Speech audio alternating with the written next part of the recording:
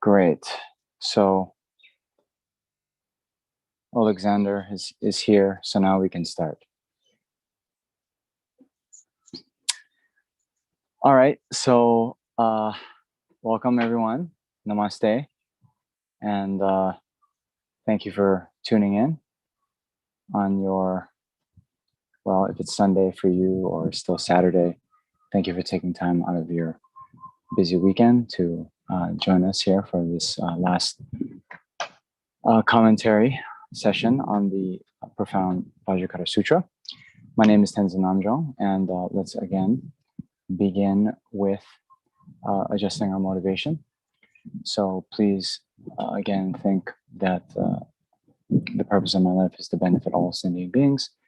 And in order to benefit sentient beings in the best way, I must first achieve the state of complete enlightenment, characterized by the complete eradication of all the faults of the mind, as well as the complete development of all good qualities.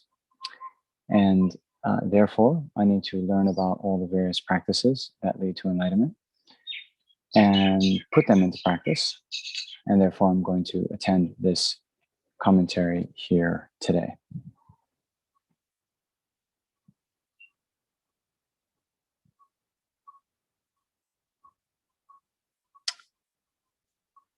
Okay, so let's continue as we've done the previous days by doing the preliminary prayers. So Shanti, if you can put those up, please.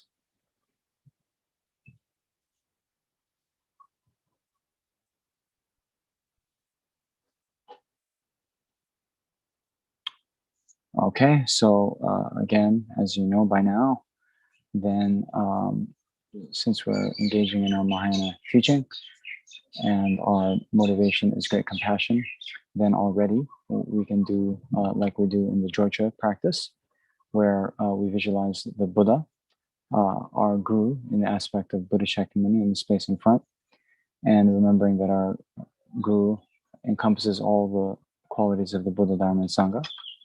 And then we visualize all the sentient beings in the space around us. And we think that as we both listen to the teaching, as we recite these prayers, that sentient beings are joining along with us. And then in particular, you know, why is the Buddha suitable to be praised? Well, because he, you know, at one time was just like us, with afflictions, with suffering, and then through a means of training and transformation, then became the enlightened one. So you know, His Holiness often mentions the verse of supplication found in Dignaga's compendium of compendium of, I guess, logic, you would say, right? The Pramana Samuchaya, the compendium of logic, where the Dignaga, the great Indian master Dignaga, said that, you know, the Buddha is the one who became a valid being.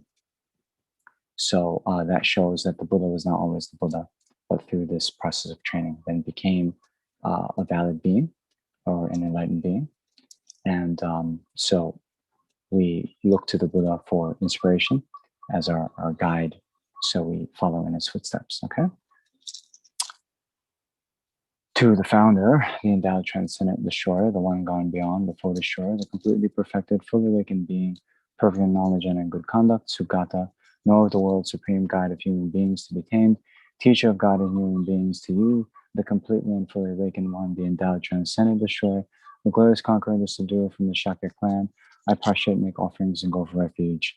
To the founder, the endowed transcendent destroyer, the one gone beyond, the full destroyer, the completely perfected, fully awakened being, perfect in knowledge and in good conduct, Sugata, know of the world, supreme guide of human beings to be tamed, teacher of gods and human beings, to you, the completely and fully awakened one, the endowed transcendent destroyer, the glorious conqueror, the subduer from the Shakya clan, I prostrate, make offerings, and go for refuge. To the founder, the endowed transcendent destroyer, the one gone beyond, the full destroyer, the completely perfected, fully awakened being, perfect knowledge and good conduct, Sugata, knower of the world, supreme God of human beings to be tamed, teacher of gods and human beings, to you, the completely and fully awakened one, the endowed, transcendent destroyer, the glorious conqueror, the subduer from the Shakya clan, I prostrate, make offerings, and go for refuge. When a supreme amongst human, you were born on this earth, you paced out 7 strides and said, I am supreme in this world. To you who are wise then, I prostrate. With pure bodies formed supremely pure, wisdom ocean like a golden mountain, fame that blazes in the 3 worlds, winner of the best, to you I prostrate. With supreme signs, a face like a spotless moon, color like gold, to you I prostrate. Dust free like you, the 3 worlds are not. Incomparably wise one, to you I prostrate. The Savior having great compassion, the Founder having all understanding, the field of merit with qualities like a vast ocean. To you, the one gone to thusness, I prostrate. The purity that frees one from attachment, the virtue that frees one from the lower realms, the one path, the sublime pure reality, to the Dharma that pacifies, I prostrate. To those who are liberated and also who show the path to liberation, the holy field endowed with realizations, who are devoted to the moral precepts, to you, the sublime community intending virtue, I prostrate. Homage to the Supreme Buddha, homage to the Dharma refuge, homage to the great Sangha, to all 3 ever devout homage, to all the worthy with respect, bowing with bodies as many as all atoms, realms, and all aspects with supreme faith, I pay homage. Do not commit any non-virtuous actions, perform only perfect virtuous actions, subdue your mind thoroughly. This is the teaching of the Buddha. A star, a visual aberration, a flame of a lamp, an illusion, a drop of dew or a bubble, a dream, a flash of lightning, a cloud. See conditioned things as such. Through these merits may sentient beings attain the rank of all-seeing, subdue the folds of the faults, and be delivered from samsara's ocean, perturbed by the waves of aging, sickness, and death. Tayata om dari dari bandare soa, tayata om dari dari bandare soa, tayata om dari dari bandare soa, tayata om dari dari bandare soa, tayata om dari dari bandare soa, tayata om dari dari bandare soa, tayata om dari dari bandare soa. I prostrate to the Arya Triple Gem. Thus did I hear at one time, the Bhagavan was dwelling on Master Virtue's mountain in Recitation, together with a great community of monks and a great community of bodhisattvas. At that time, the Bhagavan was absorbed in the concentration on the categories of phenomena called profound perception. Also at that time, the bodhisattva Mahasattva, Arya Avalokiteshvara, looked upon the very practice of the profound perfection of wisdom and beheld those 5 aggregates also as empty of inherent nature. Then, through the power of the Buddha, the Venerable Shariputra said this to the bodhisattva Mahasattva Arya Avalokiteshvara: how should any son of a lineage trained wish to practice the activity of the profound perfection of wisdom? He said that in the Bodhisattva Mahasattva Arya Avalokiteshvara said this to the Venerable Shariputra. Shariputra, any son of the lineage of Dharma lineage who wishes to practice the activity of the profound perfection of wisdom should look upon it like this correctly and repeatedly beholding those 5 aggregates also as empty of inherent nature. Form is empty, emptiness is form. Empty is not other than form. Form is also not other than emptiness. In the same way, feeling, discrimination, combination of factors, and consciousness are empty. Shariputra, likewise, all phenomena are emptiness without characteristic, unproduced, unceased, stainless, not without stain, not division, not fulfilled. Shariputra, therefore, in emptiness, there is no form, no feeling, no discrimination, no accomplishing, no factors, no consciousness, no eye, no ear, no nose, no tongue, no body, no mind, no visual form, no sound, no odor, no taste, no object of touch, and no phenomena. There is no I element, and so on, up to and including no mind element and no mental conscious element. There is no ignorance, no extinction of ignorance, and so on, up to and including no aging and death, and no extinction of aging and death. Similarly, there is no suffering, origination, cessation, and path. There is no exalted wisdom, no attainment, and also no non-attainment. Shariputra, therefore, because there is no attainment, bodhisattvas rely on and dwell on the perfection of wisdom, the mind without obscuration and without fear, having completely passed beyond error to reach the endpoint of nirvana. All the Buddhas who dwell in 3 times also manifestly, completely awakened to the unsurpassable, perfect, complete enlightenment, they rely on the perfection of wisdom. Therefore, the mantra of the perfection of wisdom, the mantra of great knowledge, the unsurpassed mantra, the mantra equal to the unequal, the mantra that thoroughly pacifies all suffering should be known as truth, since it is not false. The mantra of the perfection of wisdom is declared, Taita gate gate paragate parasam gate bodhisvaha. Shariputra, the Bodhisattva Mahasattva should train in the profound perfection of wisdom like that. Then the Bhagavan arose from that concentration and commended The Bodhisattva Mahasattva Arya Avatapeshavada saying, well said, son of lineage, it is like that. It is like that. Once you practice the profound perfection of wisdom, just as you've indicated, even the Tathagatas rejoice.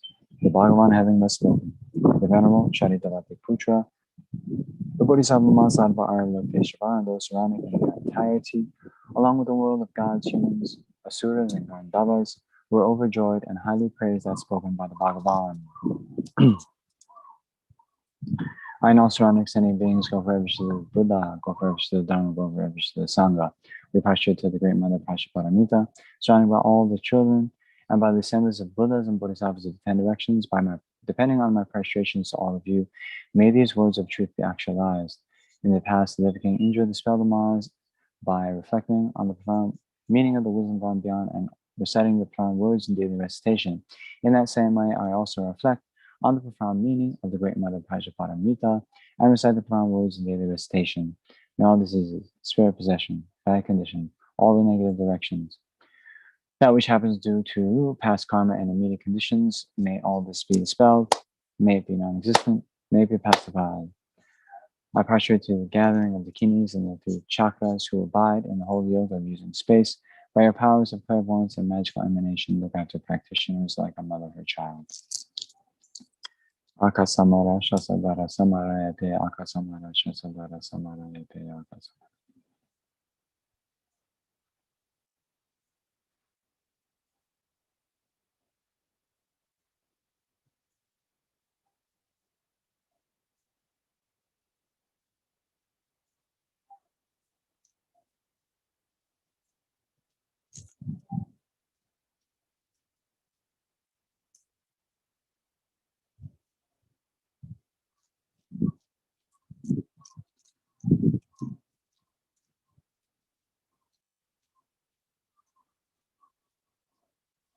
Akasamara shasadara samarayate, tayata gadegade paragade barazangade buddhi swaha.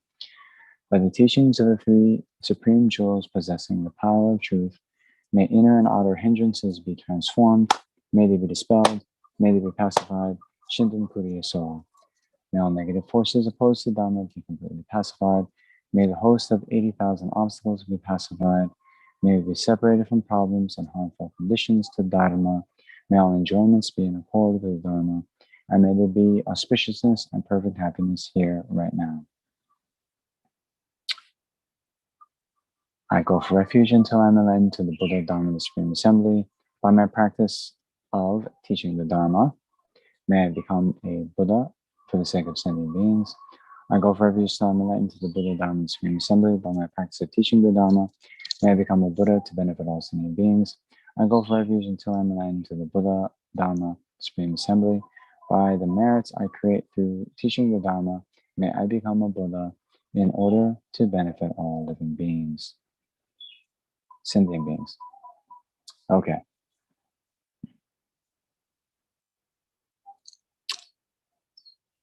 Okay. So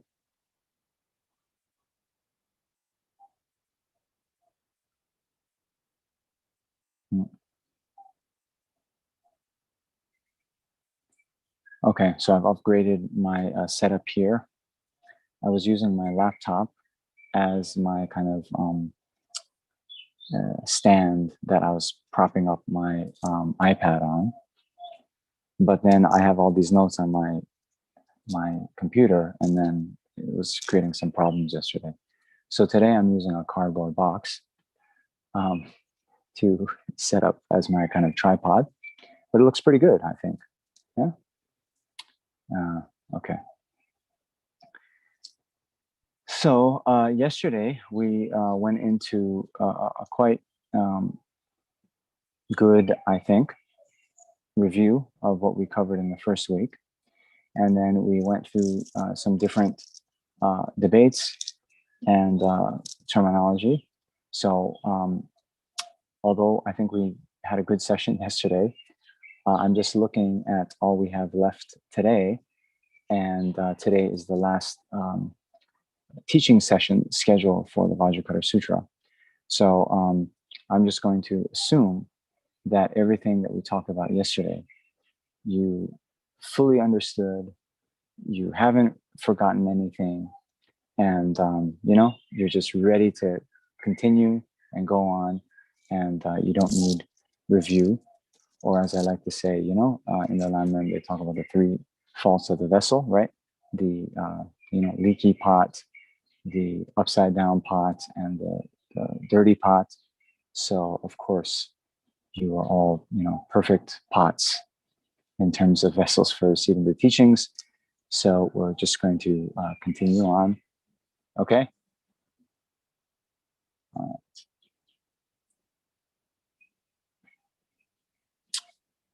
Okay. So what I thought to do, I wanted to go through again just a few passages here in the sutra, and then in our reading sessions, we have that nice dedication that was composed by Mipam Rinpoche. So if you've been tuning into those or doing them on your own time, then Lama Zopa Rinpoche has recommended that particular dedication verses after we do the Diamond Cutter Sutra or the Vajra Cutter Sutra. And so I actually thought also maybe it'd be useful to sort of give a commentary on those dedication verses, because there's a few things in there that are, maybe all of you don't know, right? And then we can open it up for your questions. Okay? All right. So let's see here. All right. Let us again just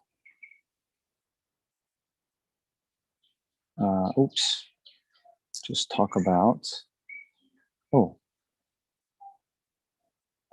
man, I closed the window that had like all my stuff on it, so hold on.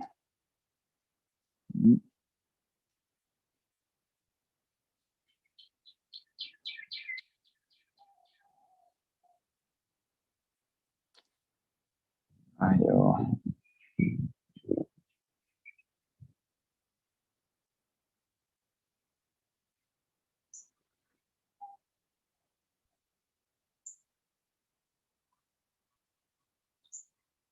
Okay.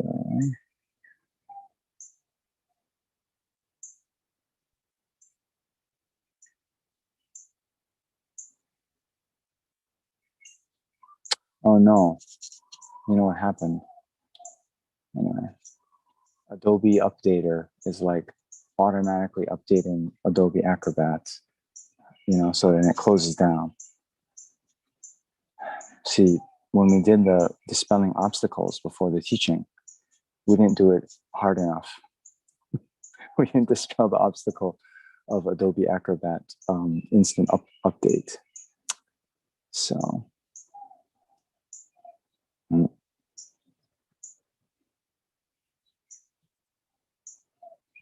okay, there we go.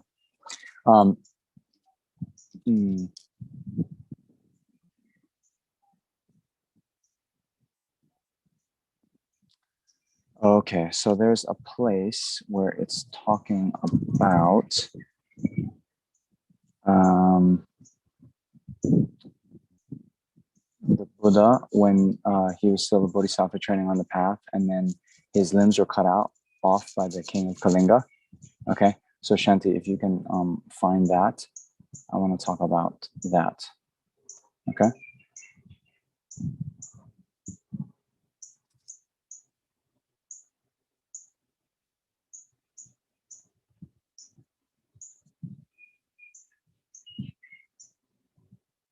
So let's see, where is that?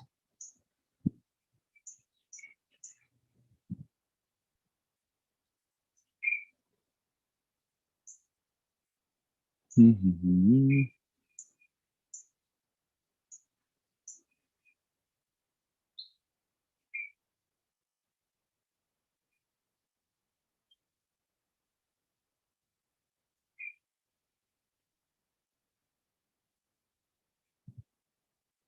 Did you find it? It's on page 13 of the book. 13, okay. Terrific.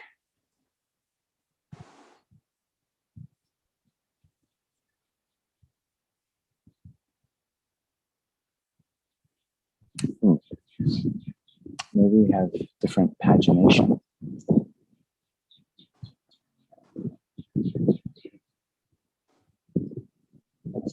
Yeah, maybe we have different pagination here. Yeah, 14, I think. Okay. Okay. Further, Subhuti, that itself, which is the patience gone beyond of the Tathagata, has not gone beyond. Why is that, Subhuti? Because when the king of Kalinga cut off my limbs and appendages, at that time there did not arise in me discrimination as a self, discrimination as a sentient being, discrimination as a living being, nor discrimination as a person. And in me, there was no discrimination whatsoever, yet there was also no non-discrimination. Why is that? Subhuti? Because if that time there had arisen in me discrimination as a self, at that time there also would have arisen discrimination of malice. If there had arisen discrimination as a sentient being, discrimination as a living being, discrimination as a person, at that time there would have arisen discrimination of malice. Okay, so this is one of the famous stories from the previous lives of the Buddhas. And at that time, the Bodhisattva, right, so not yet a Buddha, was known as the sort of preacher of patience. I think his name, is even translated as the preacher of patience. And in any case, the story goes basically that this king of Kalinga then at one point thought that the Bodhisattva was sleeping with his wife, or having some kind of liaison, and of course got very upset. And well, since the Bodhisattva's sort of name was the teacher of patience, he then was sort of kind of testing. Okay, well, you call yourself the teacher of patience, so let's see. And then, as it were, as the story goes, then the king cut off these limbs and appendages, right? So we can think of the appendages like fingers and toes, and the limbs like the arms and so forth. And if I remember correctly, then cut off all the four limbs. But even so, right, there did not arise in me discrimination as a self, discrimination as a sentient being, discrimination as a living being, right? So here, this mirrors the words that we saw earlier in the sutra, right? So how do we interpret this? So, it's not that, all right? I'll just, give you guys the answer that was on the tip of your tongue, right? So it's not that the Bodhisattva at that time wasn't thinking he is cutting off my limbs, or, this king of Kalinga is now cutting off my limbs, right? Because conventionally speaking, that is true, okay? But rather, there was no discrimination of the self, being, truly existent. So no truly existent I whose limbs are being cut off. No truly existent king of Kalinga that is cutting off my limbs. And also, there's no truly existent practice of patience, okay? So we mentioned earlier in the sutra, it's talking about a bodhisattva should give a gift, not abiding in anything, right? Not abiding in form, not abiding in sound, and so forth, right? So then we were talking about how these practices of the various perfections then are done with a recognition of the so-called three spheres being empty of true existence, right? So we're saying, the giver, gift, and the act of giving, or the giver, the recipient, the act of giving, either way, you see both presentations. So just in the same way, right? So when one engages with that act of giving, right? And one does it within the kind of sphere of knowledge of emptiness, and the direct realization of emptiness, actually, then that perfection of giving is known as the transcendent perfection of giving. And so the Arya Bodhisattvas, they're engaging in this, jikten le depa, right? So jikten is the world, le depa is like beyond. So they translate that as the transcendent perfection of giving. So here, it's the same. We practice all of the perfections, even the first 5 perfections. That is not the perfection of wisdom, but we do it with the sort of recognition conjoined with this realization of emptiness. So here, there's no discrimination of the 3 spheres in terms of the perfection of patience.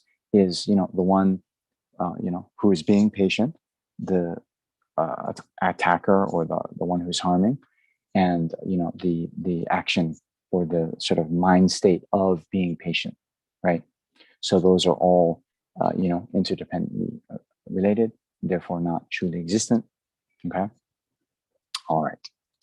So if at that time there had arisen in me, means the bodhisattva, discrimination as a truly existent self, right? At that time, there would also have arisen discrimination of malice. So, this is what we had spoke about, how this discrimination or the kind of conception of true existence then is the root of all the other afflictions.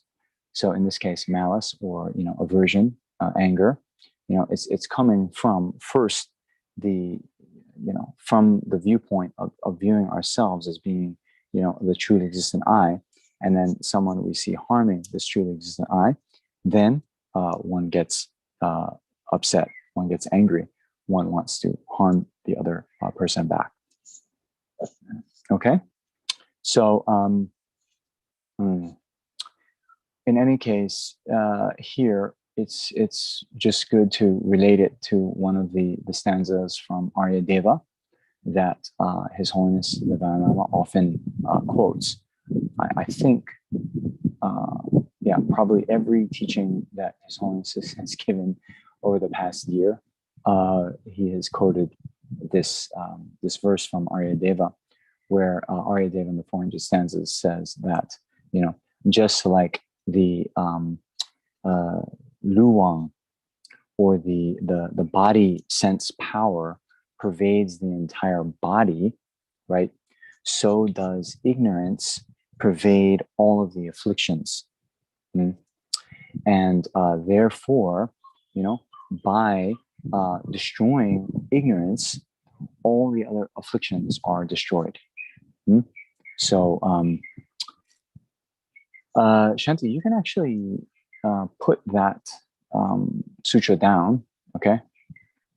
I want to see people nodding in recognition that they've heard that stanza, right?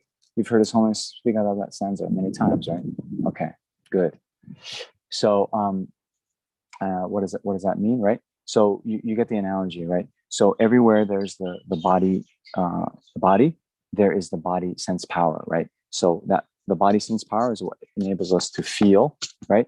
So anywhere on our body, if we're touched, if we're poked, then we have some sensation come up, right? So just like the body sense power then pervades the entire body, then the ignorance pervades all the various afflictions. So just in the way that we described. But it is a little bit of a debate and something to maybe analyze. I'm not sure we have time for it here. But that analogy, okay, if we say that the body sense power pervades the entire body, if we say then the ignorance means ignorance grasping to true existence, if that pervades all the other phenomena, what type of pervasion is it? Is it, for example, that the anger itself is both anger and ignorance, grasping to true existence?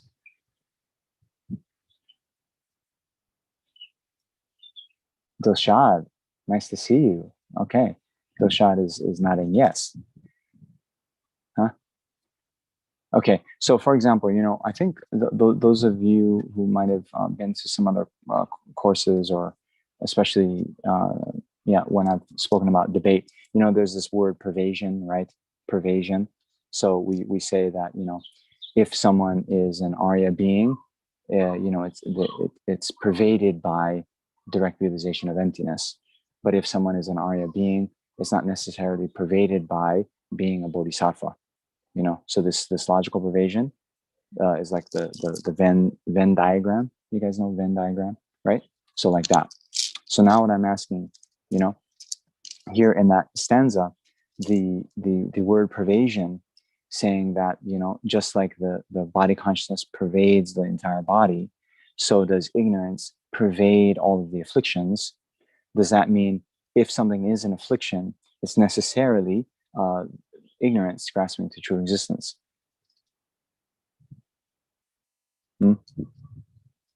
Ah, yes. Okay. Well then, if that is the case, right, then the last line, right, is, therefore, by destroying ignorance, right, one destroys all the afflictions. Okay. So that seems, right, like, by means of doing this is accomplished, right? So it seems like that's a causal relationship, right? Right. So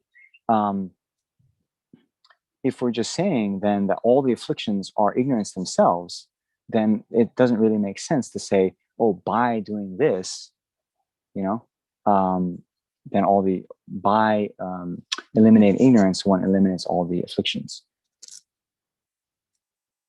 That's one thing to think about. Okay. The other thing is, so here, right, we're saying that in general, right, one mind, okay, it's observing, let's say it's observing the object of anger. Okay.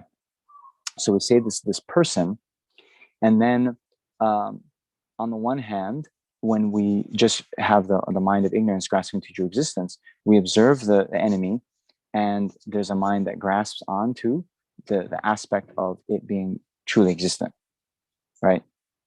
But anger, how does that operate?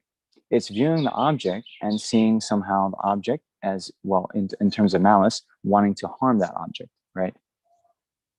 So if we say that anger then is both anger and grasping to true existence, then we have one mind that is looking and engaging at the same object, one engaging in, oh, that's truly existent.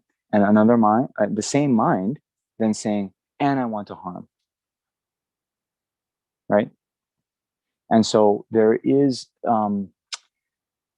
this is a big topic within the Pramanavartika, where it's talking about how, this is the basis, by the way, of the Lorik, or the awareness and knowers, right? Pramanavartika. And so there's talk about how can there be one mind that, how do you say, engages with the same object in two kind of contradictory ways, or is that possible? Okay. Jaya has his hand up. So yeah, you can unmute yourself. I'm sorry. Sorry to interrupt you, but I just have this burning question. Because in the Prajñāpāramitā teachings, it always emphasizes for something to exist, it must exist in relation to something else. So even in the Heart Sutra, it says form is empty, emptiness is form. Emptiness is not other than form. Form is not other than emptiness. So my question is, so for something like wisdom to exist, there must be ignorance, correct? And for something like afflictions to be purified, there must be knowledge of the wisdom to pacify that. So in view of this, don't you, it's like, I don't know whether yin and yang is the right thing to say, but you will need something to be negative, have to know something positive.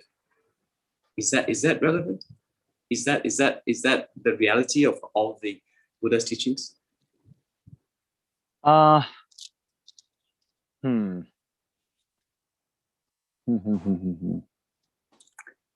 So, okay. In general, what you said at the beginning is true, that everything is a dependent arising. Okay. But when we start to think, okay, for example, right? Okay, let's make it clear, because we were talking about wisdom, right? So rikpa, right? So ma rikpa is how they're normally translating as ignorance, right? So rikpa is knowing, right? So lo rik, right? Lo rik, rik is knower. So they say awareness and knower, right? And then ma is a negation word, like not or un or right? Amoral, right? So in general, when they talk about ignorance, or ma rikpa and rikpa, those two are sort of diametrically opposed. Okay. But now, if we're going to say for wisdom to exist, ignorance must exist, then I'll ask you, okay, what does that, we can't go too far with that, because we say, oh, wisdom exists in the continuum of a Buddha, right? But ignorance doesn't exist in continuum of a Buddha, Yes. But in general, and this is what I was saying with the Buddha becoming the valid one, right? In general, ignorance exists, right? And well, that's the thing. When we all become enlightened, there will be no more ignorance in all of existence, right? Right. Yes. So, sometimes I get this question in some courses where they're saying, "Oh, we're going to strive to gain liberation, freedom from all suffering, and we're going to strive to become Buddhas, completely free from all suffering." Then some people say, "Oh, but if you didn't have suffering, how could you appreciate the happiness? Or Yes. how can you appreciate without?" So what I would in general say is, like, to give a simple example, if you were how do you say, like a sentient being like myself, I know what suffering is now, and when I become free from suffering, it's not that I will have forgotten what it was like to suffer, so I won't appreciate the nirvana. I don't need to have like a daily reminder of what it means to suffer in order to appreciate. Just like, for example, when we just graduated university, we were straddled down with a lot of student debt. We were very poor, and then after a few years working, we strive to get out of debt, and we can kind of appreciate that now we have savings. We're not just eating 25-cent ramen noodles anymore, right? But we have the experience from before of what it was like to be poor. Do you understand? So yeah, go ahead. Like, for example, I just can't sort it out in my mind. Like, for example, if I extrapolate everything, then for ultimate truth to exist, there must be conventional truth, right? Because they can't exist in isolation. Yeah, that's true. You need how do you rationalize this? I'm just I'm sorry to interrupt this, but I just can't get it in my head. Okay, how to negate something and accept. Yeah. So this is actually, you just think about it like this, right?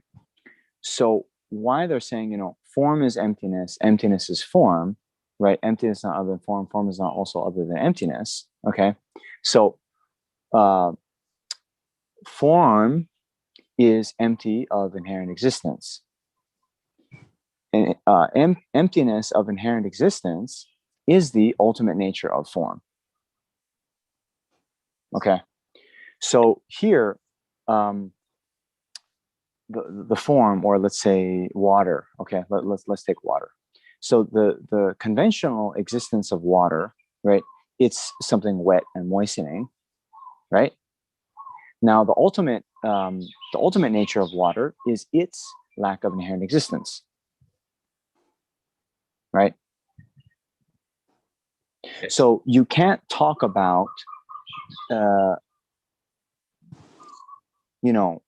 everything you're talking about, any conventional phenomena, its ultimate nature is its own lack of inherent existence,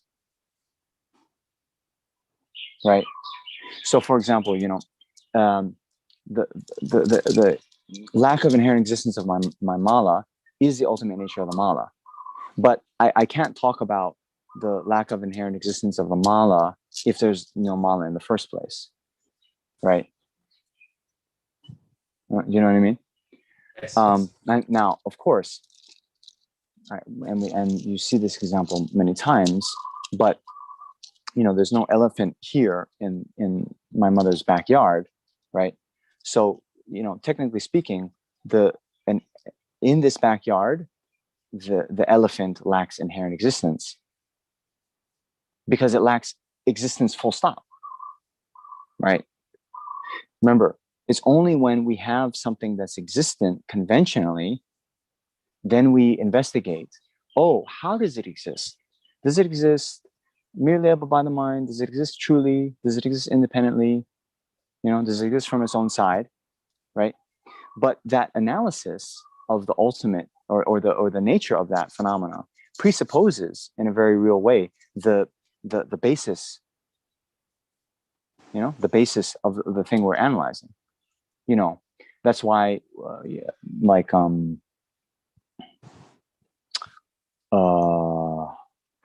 the example of the child of the barren woman, right?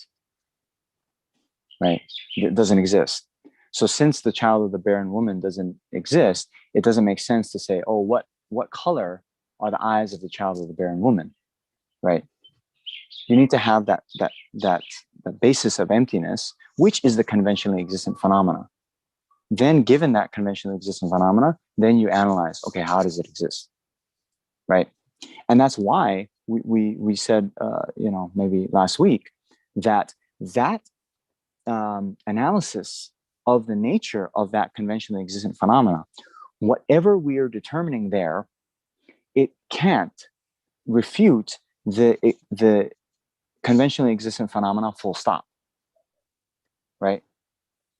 So, we were saying, if for example, the mala were truly existent, it should be findable upon, analysis, analyzing the ultimate. But when we analyze and try to find the true existence of the mala, and we don't find it, what do we determine? Just that the mala isn't truly existent. We don't discover that there is no mala, right?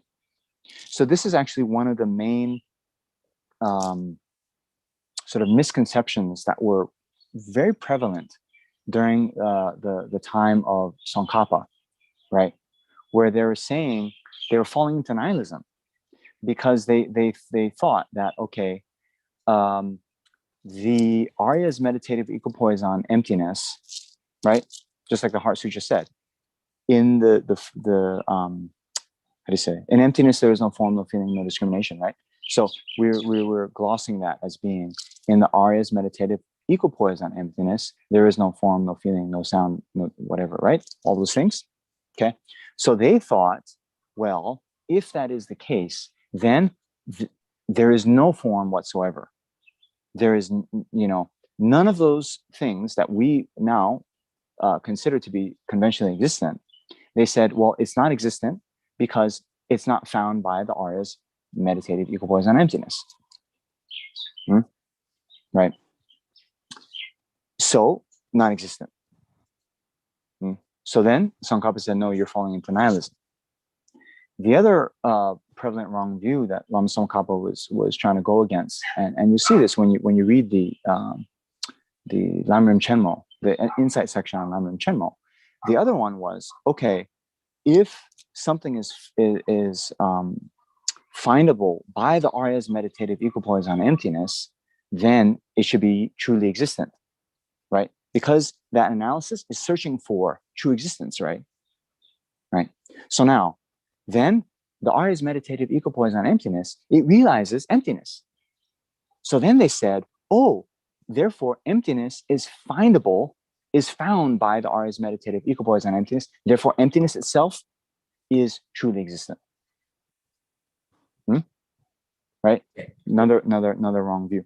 And therefore, Tsongkhapa said, no. Now you guys are going too far. And now you're saying, he cites, there's this, in Nagarjuna's Precious Garland, the Ratnavali, says, those who wrongly grasp onto emptiness, then they're incurable, right? So if you view emptiness itself as being truly existent, then, there's no cure for that kind of wrong view. Actually, I saw Judy B just left. She had a question on this. She had a question actually about the emptiness of emptiness. There are these different divisions into 16 types of emptiness. And one of them is emptiness of emptiness. And what this just is even emptiness itself lacks inherent existence, right? Even emptiness itself. So it's like this, right? When we are analyzing the ultimate nature of the pot, we find the lack of inherent existence of the pot, right? But for emptiness, right, to say we find, emptiness, therefore emptiness is truly existent, what that would mean is when we search for emptiness, then we'll find this emptiness. We don't find this emptiness, we find this one's lack of inherent existence, which is actually something different to the basis of the emptiness, right? You understand? So anyway, went off on a little bit of a tangent, but that is what we mean by the conventional reality or the conventional truth and the ultimate truth being of one nature, right? And then those two wrong views are, two of the main things that the previous Tibetan scholars even kind of came to, not understanding this distinction between these two levels of truth. Does that help? Yes, it helps. Thank you very much. Sorry for dropping. Okay, great. No problem. I was gonna touch on that actually a bit later, but no time like the present.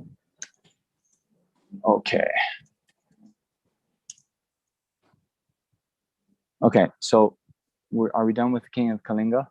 Okay, we're talking about that, and then we're then just describing how then, if there's discrimination of true existence, then that would then lead to malice, and then we're discussing the stanza by Aryadeva, and then those things to think about, whether all the afflictions are actually true existence. And it would seem, well, I'm not into giving you guys just the answers, but yeah, it would seem, my sort of thought right now is that no, anger is not grasping to true existence, right? Because the malice and the grasping to true existence, they sort of engage the object in different ways, right? So you would have two separate minds doing that.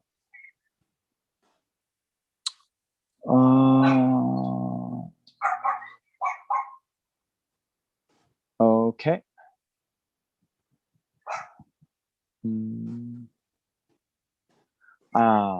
And just on this page, I see the paragraph above, just a small comment to say, Subhuti, it is so. Upon this sutra being explained, those sentient beings who are unafraid, unterrified, and will not become terrified will be most astonishing. Okay. So remember, we were talking, I think the first day, about what it means for someone to be a suitable disciple. Shanti, I'm done with that. So you can take it off. Okay. What it means for someone to be a suitable disciple to receive teachings on emptiness. And what did we say? We said that they, upon hearing that all phenomena are, lacking inherent existence or lacking true existence, would then not fall into nihilism. Okay. So here, this, unafraid, unterrified, will not become terrified, is referring to those sentient beings who would fall into nihilism upon hearing that phenomena lack inherent existence. They would hold that if someone lacks inherent existence, it must be totally non-existent. Or the flip side of that, if something exists, it would necessarily be, inherently existent. So this, talk of unafraid, unterrified, then, Nagarjuna, he mentions in his commentary on Bodhicitta, which I think His Holiness taught earlier, a few months ago, right? There's this thought in that commentary on Bodhicitta. He says that the mind-only school view, right, was given by the Buddha just for those beings who were, afraid, just to dispel the fear of these particular disciples who held that, for example, if the mind, were not inherently existent, then the mind or other compounded phenomena would not exist whatsoever. Okay, but Nagarjuna in that he says, but that view of the mind-only school is not the actual meaning of emptiness. It's just to dispel the fear of those particular disciples.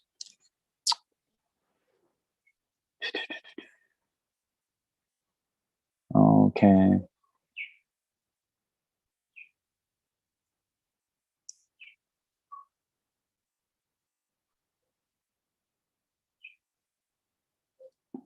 Okay, I'm just kind of scrolling down here.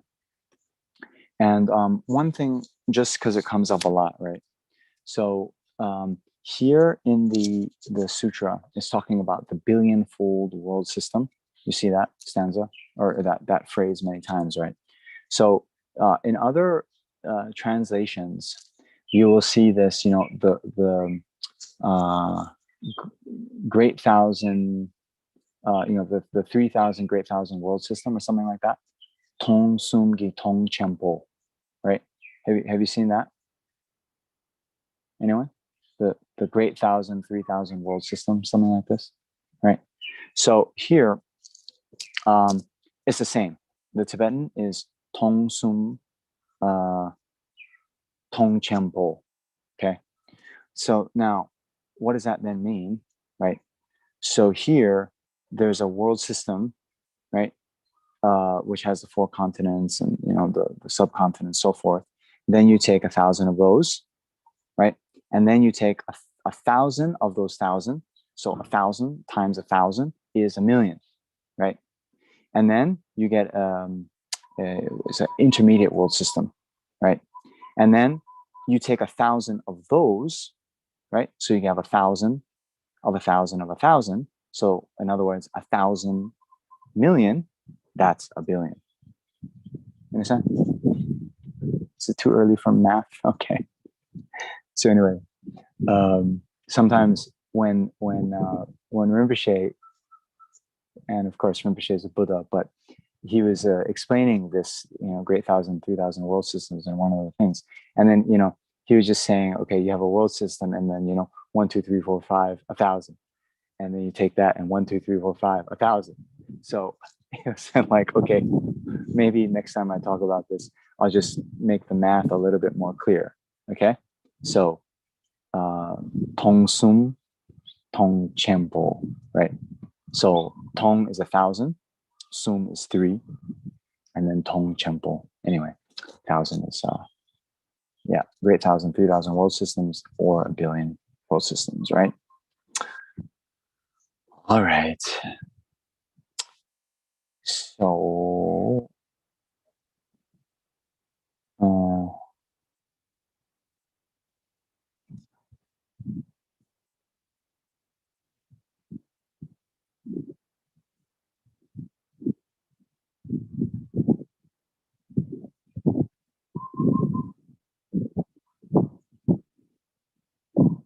now here's something. Remember, we were saying we need to take the sutras, the Buddha's word, and analyze like gold, rubbing it, scorching it, cutting it, right? So here's a question that kind of comes up.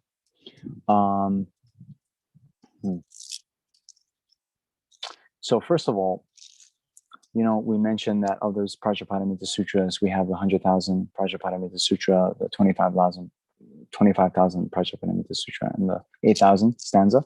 Yes? Okay.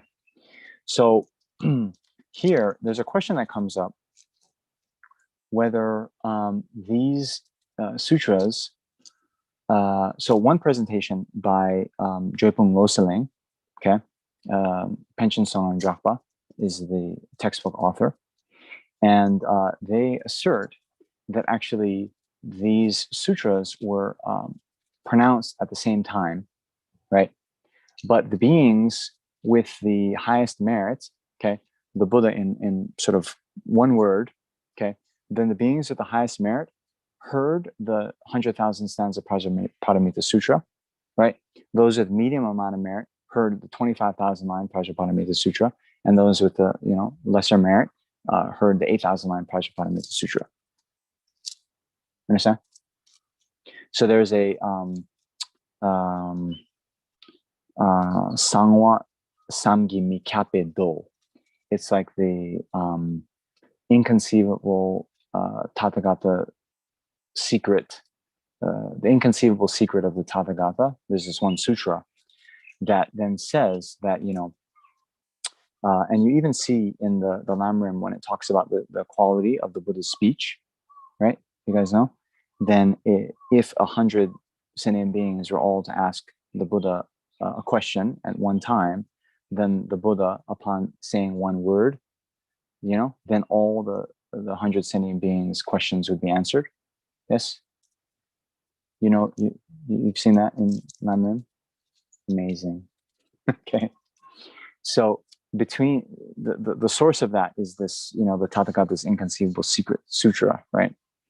And so based on that, then Panchen Songam Drakpa is saying that it's the same with these three different lengths of the Prajñāpāramitā Sutra, right?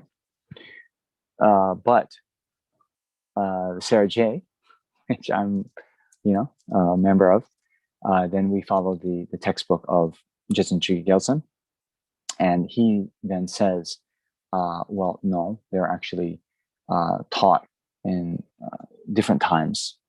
The 8,000 Prajñāpāramitā Sutra was taught 1 year after the Buddha was enlightened in Bodh Gaya. And then anyway, the other ones at different times. Okay.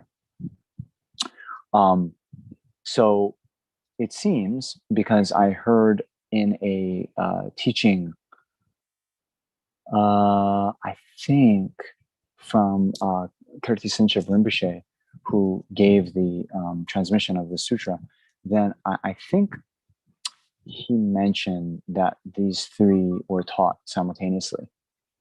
And I have also heard then Lama Zopa Rinpoche, who has received many teachings from Kirti Sinchab Rinpoche, him also talk like this. So maybe some of you'll later study with someone from Sarah J, and this question can come up, right?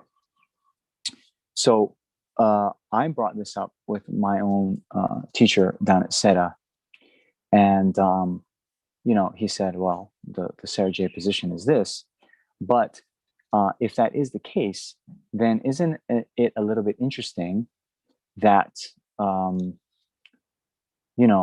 Shariputra or whoever the person is in the sutra, they'd be asking these questions again and again. you understand? Okay, so here let's bring it to the Vajra Cutter Sutra here, right? So we have Subhuti, who supposedly is the foremost of the Buddha's disciples in terms of wisdom, right? Right. So then at the beginning of the sutra, Subhuti asks the Buddha, "Oh, Buddha, how should those who've correctly entered the Mahayana vehicle, how should they train? How should they direct their mind?" Okay, we see that on page 5, and then a few pages later, then Subhuti's asking the same question again, right? So we were saying just at the beginning of this course, that we need to abandon the 3 faults of a vessel. So what is, Subhuti? Is he being a leaky pot by 5 minutes later asking the Buddha the same question? Huh? And similarly, when you look in the longer Prajñāpāramitā Sutras, you'll see kind of the same questions go, over and over again. Shariputra, I'm sure he asked, how should a bodhisattva train who wishes to practice a profound perfection of wisdom, in other contexts. He's often an interlocutor of the Buddha in these Prajñāpāramitā Sutras. So what do you think?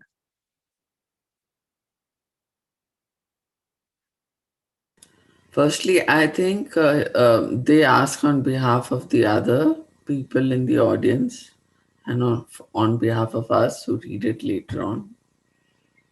And maybe they need some repetition and different presentations to understand the same topic.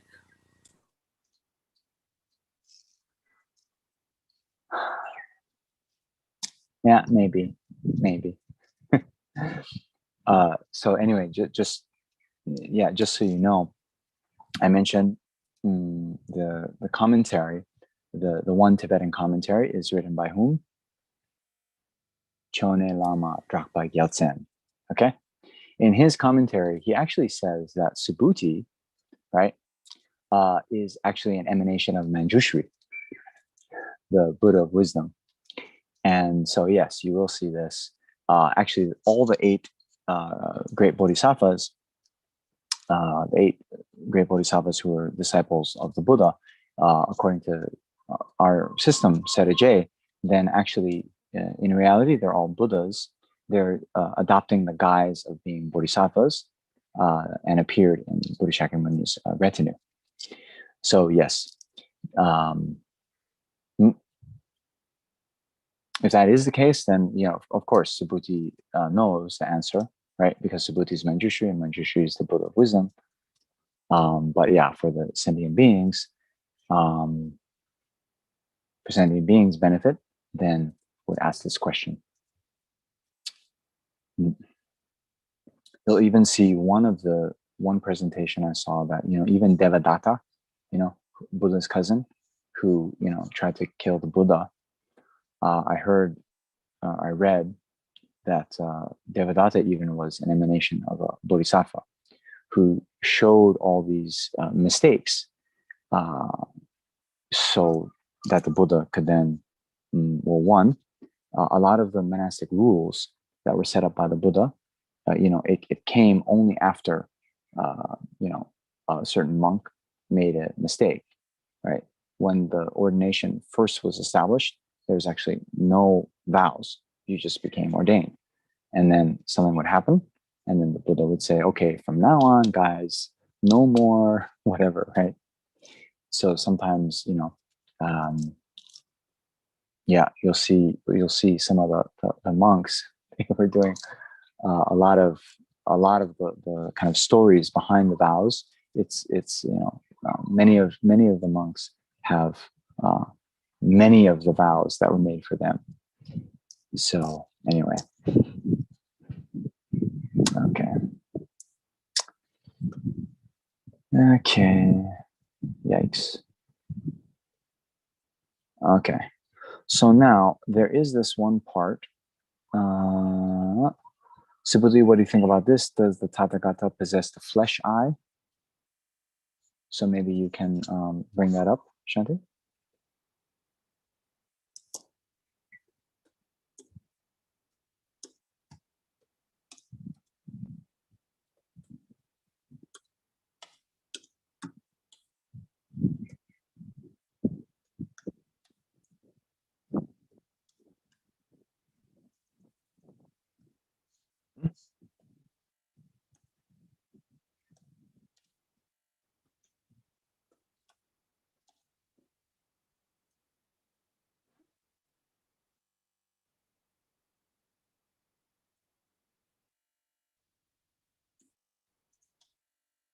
Okay.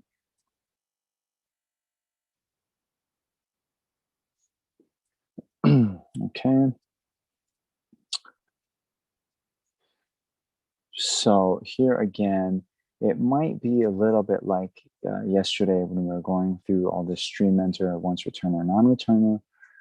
So I don't want to dwell so much about it, but since this is some terminology that maybe you guys don't know, and the point or part of the point of giving this commentary was that you could understand at least the meaning of all these words. I thought then to just go through these 5 eyes. Okay. All right. So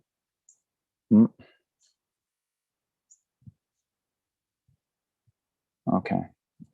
So here I'm going to just translate something from the Chone Lama, Dropper Gelson's commentary.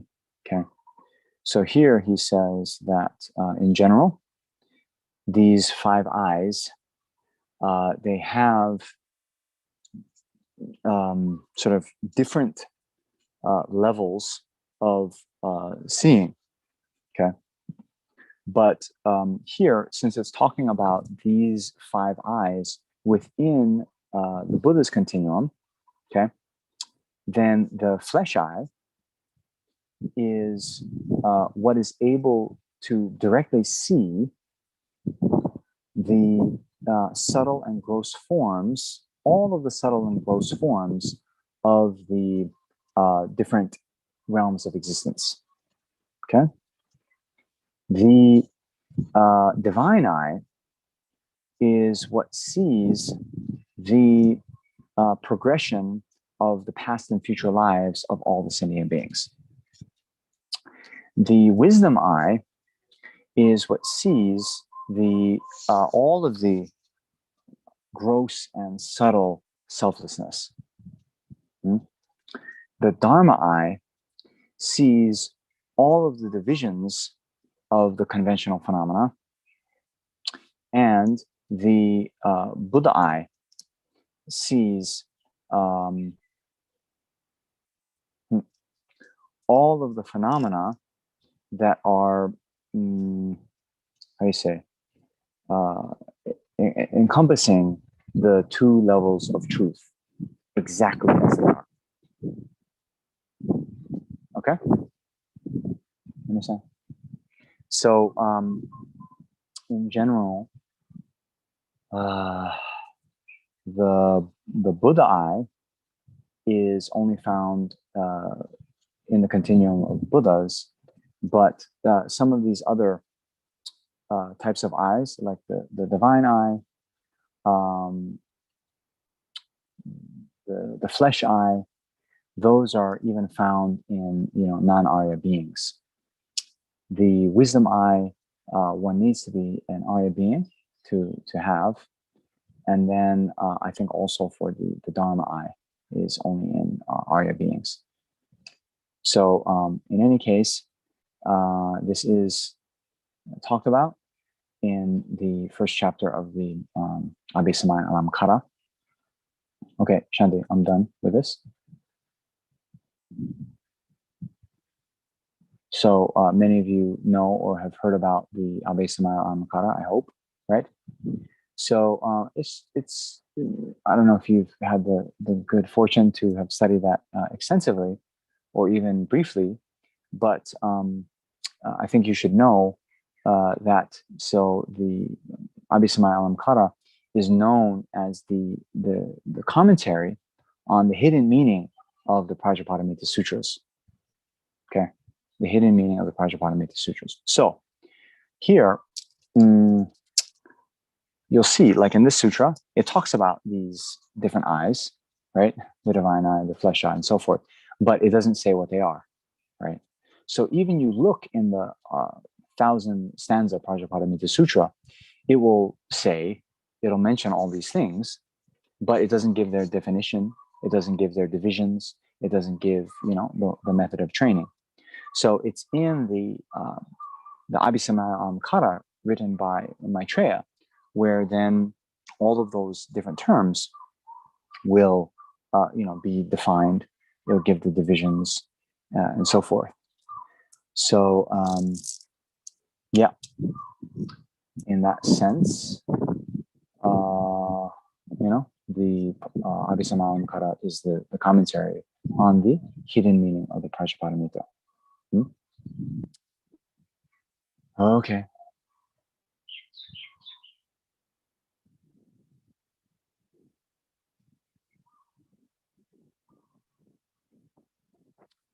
Okay, so this is something. So I wanted to just mention something, right? So the next page, Subhuti, as many sentient beings as exist in those world systems, I totally know their continua of consciousness of different thoughts. Why is that, Subhuti? Because the so-called continuum of consciousness is that taught by the Tathagata as a non-continuum. Therefore, it is called a continuum of consciousness. Why is that? Because past consciousness does not exist as an observable, nor does future consciousness exist as an observable, nor does present consciousness exist as an observable. Okay. So I thought to, okay, everyone got it? Okay, I'm done. I thought just to mention this, because there is within Arya Nagarjuna's Mula Madhyamika, there's a sort of special examination of the, this concept of the continuum, right? And,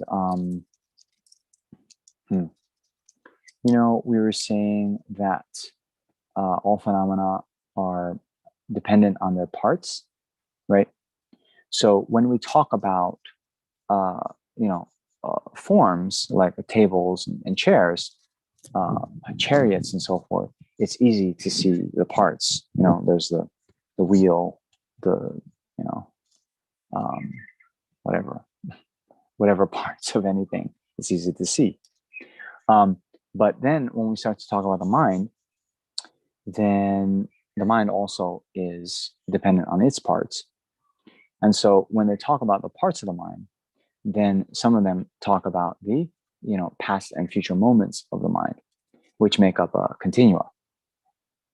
So here you see even a continua, right? Like everything is just merely labeled by the mind. And so one of the reasonings that, of course, Nagarjuna, but also Chandrakirti expands upon in the Madhyamika Avatara is, so for something to be a continua, it's meaning the previous and future moments, right, of whatever it is, right? So if there is inherent existence, right, inherent existence then again means that a phenomena does not depend on anything else for its existence. Okay, so then what that would mean is normally we're talking the grossest level of dependent origination is causes and conditions, right? So the effect is dependent on the cause. Okay, so now when we talk about a continuum, right, we have the today's moment of consciousness is dependent on yesterday's moment of consciousness. Okay, but if there is inherent existence of the mind, then today's moment of consciousness cannot rely on any other phenomena for its existence. Therefore, it means that it doesn't rely on yesterday's moment of consciousness, right? And then tomorrow's moment of consciousness doesn't depend on today's moment of consciousness, right? So now, if that is the case, right, then there can be no continua, right? It doesn't make sense to talk of anything as being a continuum in the sort of in the world of true existence. You guys understand? Okay, good. So that will come up. So yeah, I wanted to just mention that. Okay. So now, you'll see a lot of this, whether it is here or now, right? A so-called continuum of consciousness is that taught by the Tathagata is a non-continuum, therefore it is called a continuum of consciousness. So in the sutra, you also see, right, a so-called, large body is taught by the Tathagata is no body, therefore it is called a large body. You'll see a similar way of speaking, right? So here now, remember, we have to adopt our, what is the Buddha talking about? Is he talking about the conventional nature or ultimate nature, right? So here, as we all know, the so-called continuum of consciousness is taught by the Tathagata as non-continuum, means not truly existent, not inherently existent continuum, okay? Now here, when it says, therefore it is called continuum of consciousness, so that same word, that called, tak, is also the same word that they use for imputed, okay? So here again, to put it in another way that many of you might be familiar with, we would say, the so-called, or we can say the merely imputed, the merely labeled continuum consciousness is that taught by the Tathagata as, not being an inherently existent continuum, and therefore it is just called or labeled, imputed as a continuum of consciousness, right? So why is that, Subhuti? Because past consciousness does not exist as an observable. So here, sometimes you'll see this observable being like the observed object.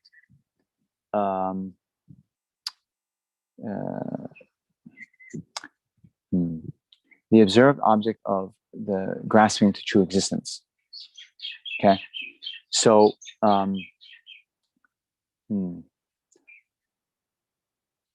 or we can say like this. This is probably better. Past consciousness does not exist, truly as an observable. Okay, the future consciousness does not, truly exist as an observable, and present consciousness does not truly exist as an observable. Okay.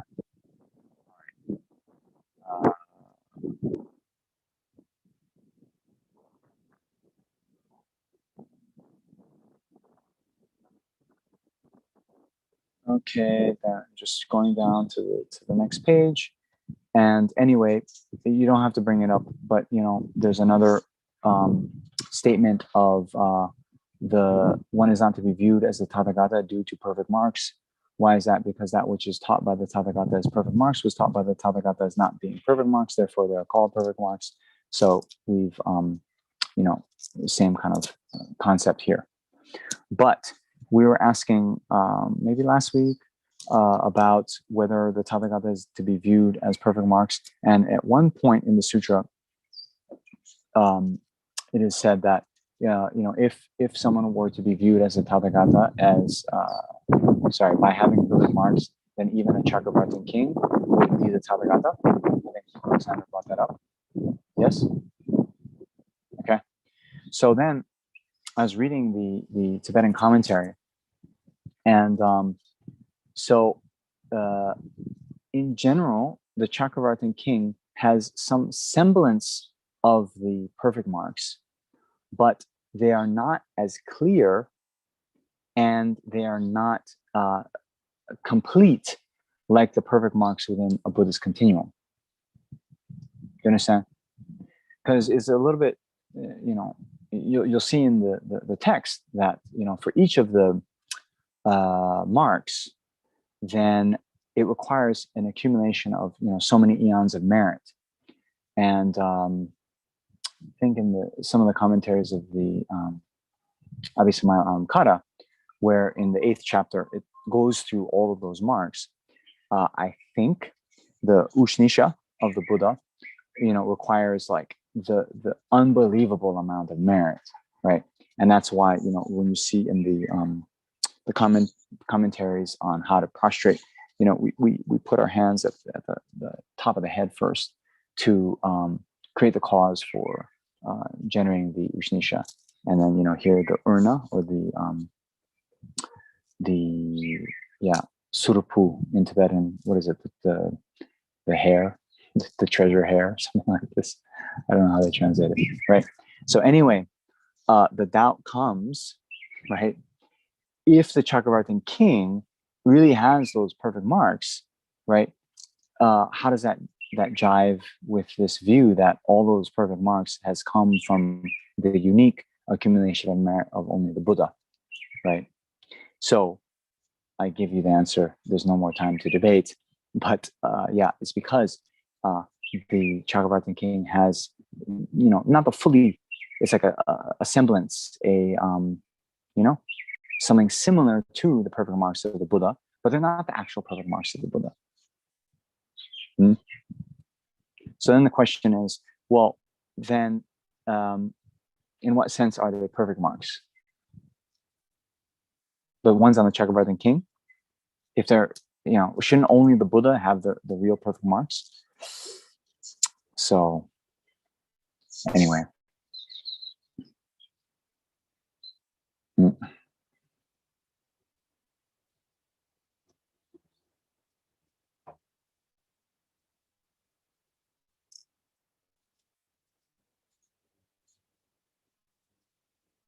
Okay. So now, Shanti, you can bring this one up. Okay, toward the end, whoever sees me as form, whoever knows me as sound, has wrongly engaged by abandoning those beings do not see me. The Buddhas are Dharmata viewed. The guides are the Dharmakaya. Since Dharmata is not to be known, it is unable to be known.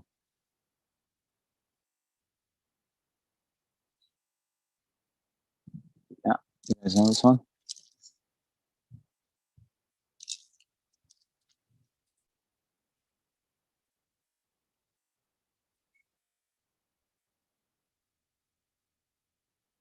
Okay, so this is a very important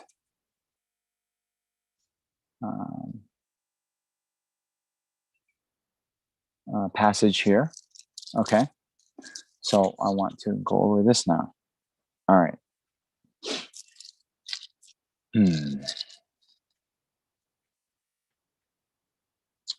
All right. So Dharmata is a synonym of emptiness, right? Chini. Okay. So it's a little bit confusing because on the face of it, right?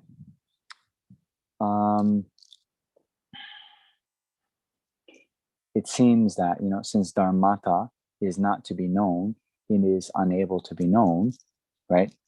Does that mean, one can think, since every phenomena needs, someone that realizes it, for something to be an existent phenomena, it actually means an object of a incontrovertible or valid cognition, right?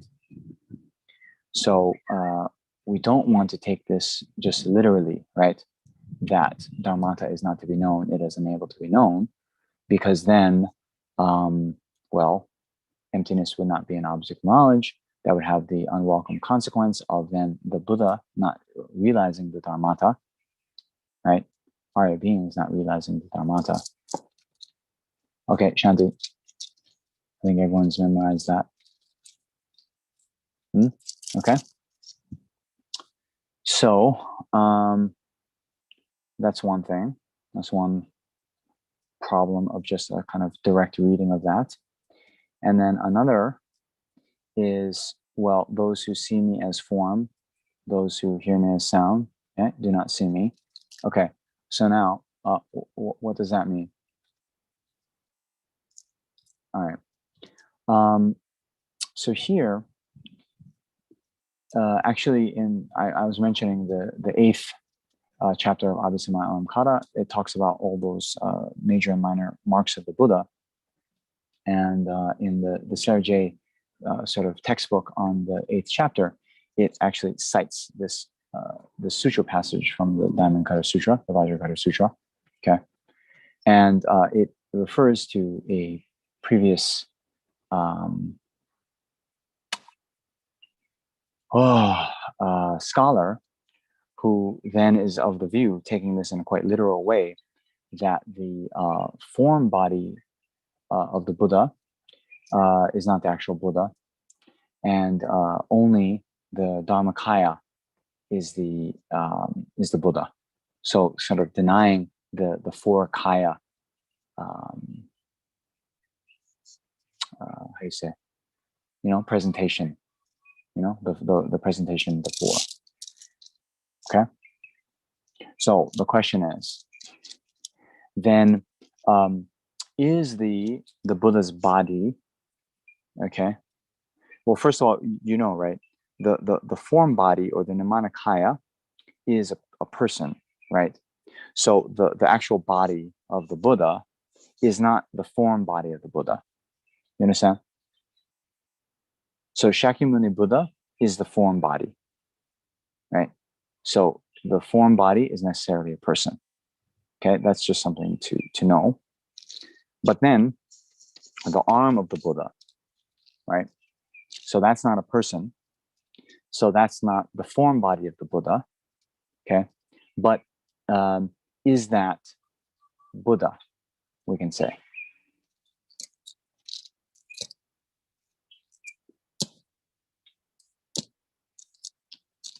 So Shanti, so Shanti has probably heard me give this presentation in Bangalore many times. So she's shaking her head very confidently. Okay, so this is something just to know. Again, we don't have time to get into all the debates, but just to kind of give you the answer. I hate doing it. But, although there is this presentation into the four bodies of the Buddha, if something is a Buddha, right, it's not necessarily one of those four bodies. You understand? And an example is, the arm of Buddha Shakyamuni. Okay. So here, what is meant by Buddha? So many of you know the etymology, right? Sangye, sang being, complete purification or pacification, and ge being, to develop, right? So we say, the etymological meaning of the Buddha is the one who's abandoned or eradicated all faults of the mind and developed all good qualities, right? So the arm of the Buddha, right, has, it's a quality that's only found in the continuum of a Buddha, an Arya Buddha, right? So it's arisen, the arm of the Buddha has arisen from the, collection of merit and transcendental wisdom. Okay. So all of the qualities within the Buddha's continuum is Buddha, right? But it's not necessarily an Arya Buddha, right? Arya Buddha is a person, right? So what that means is even the impermanence, the moment to moment change of the Buddha, right, is Buddha, right? And that's why the emptiness of inherent existence of the Buddha is also a Buddha, but that happens to also be what we talked about last time, the nature truth body of Buddha, right? The lack of inherent existence of the Buddha is the nature truth body. Remember, Andres was asking about, Arya beings are differentiated by the uncompounded, right? So what do we say? The uncompounded was the emptiness of inherent existence of the Buddha. So that the Arya beings directly realize. So Arya beings are differentiated by their direct perception of this uncompounded, emptiness of the Buddha, right? Okay. So here, right, when we say whoever sees me as form, whoever knows me as sound, okay, has wrongly engaged by abandoning those Buddhas do not see me, okay? So this does not mean that the form of the Buddha is not the Buddha. It doesn't mean that the form body of the Buddha or the Sambhogakaya are not Buddhas, and that only the, when it says the Buddhas are the Dharmata viewed, right? This previous commentator was saying, the guides are Dharmakaya. they were saying, oh, only that, only this Dharmakaya. That's the real Buddha, and the form Buddha and all that. Those are not the Buddha, right? So that's an incorrect interpretation of this. So it's the real one. Okay, so maybe you could kind of have an educated guess, but there's no more time.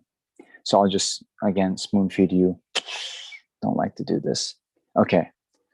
Whoever, grasps at truly existent form, whoever grasps at truly existent sound, has wrongly engaged, right, in those conventionally existent objects. And those beings do not see me, means do not see the nature truth body. In other words, they do not see emptiness. Okay. So what this means, okay, any one, see, as long as you are grasping onto, holding onto form as being truly existent, you're not going to realize the emptiness of true existence of a form. Okay. And yeah. So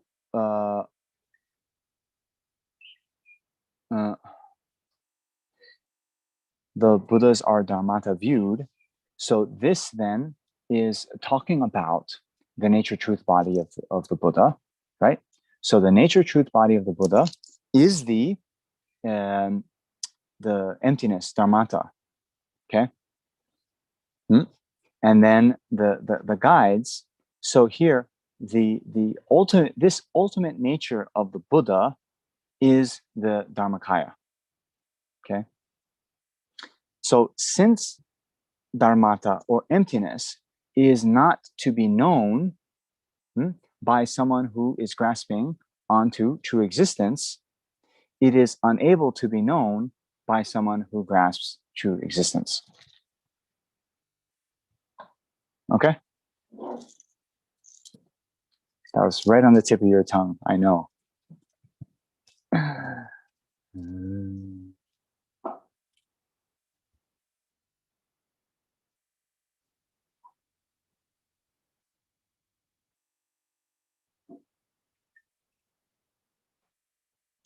So I'm just reminded of something.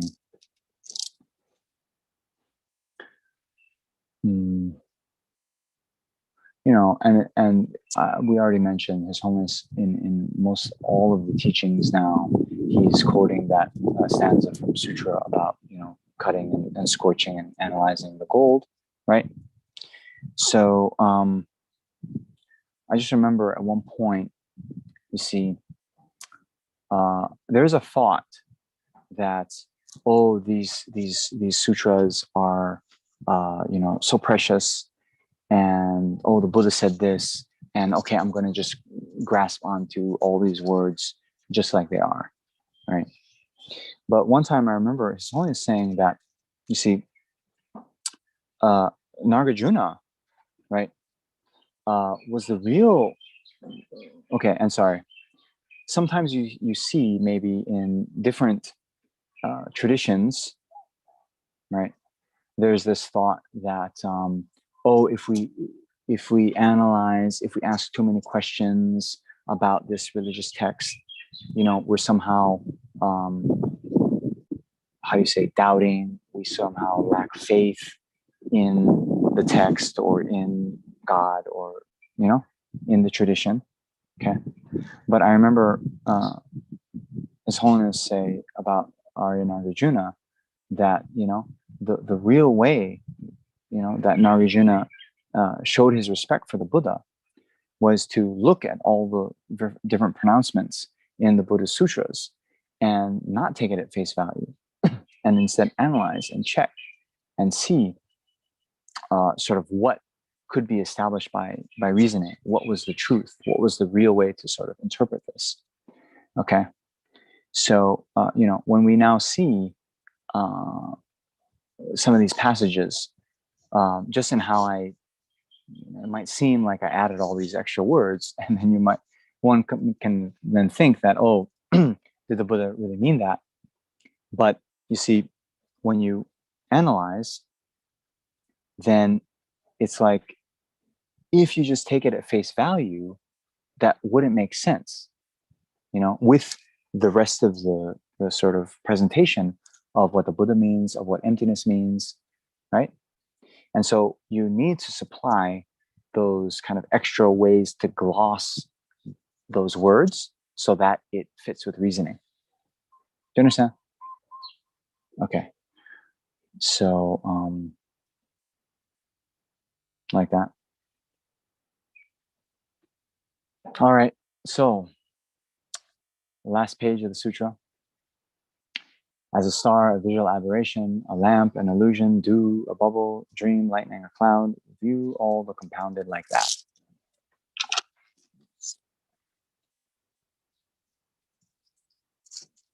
So this is a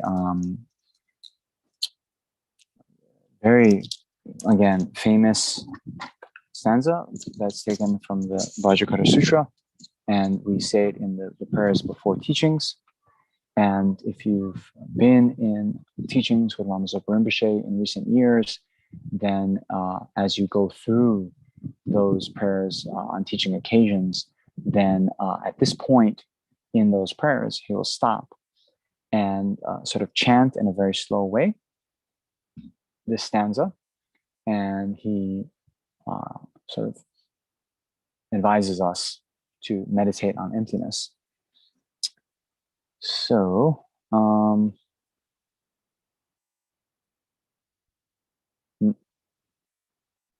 okay. So one thing, well, I'll just talk about this in a kind of brief way, but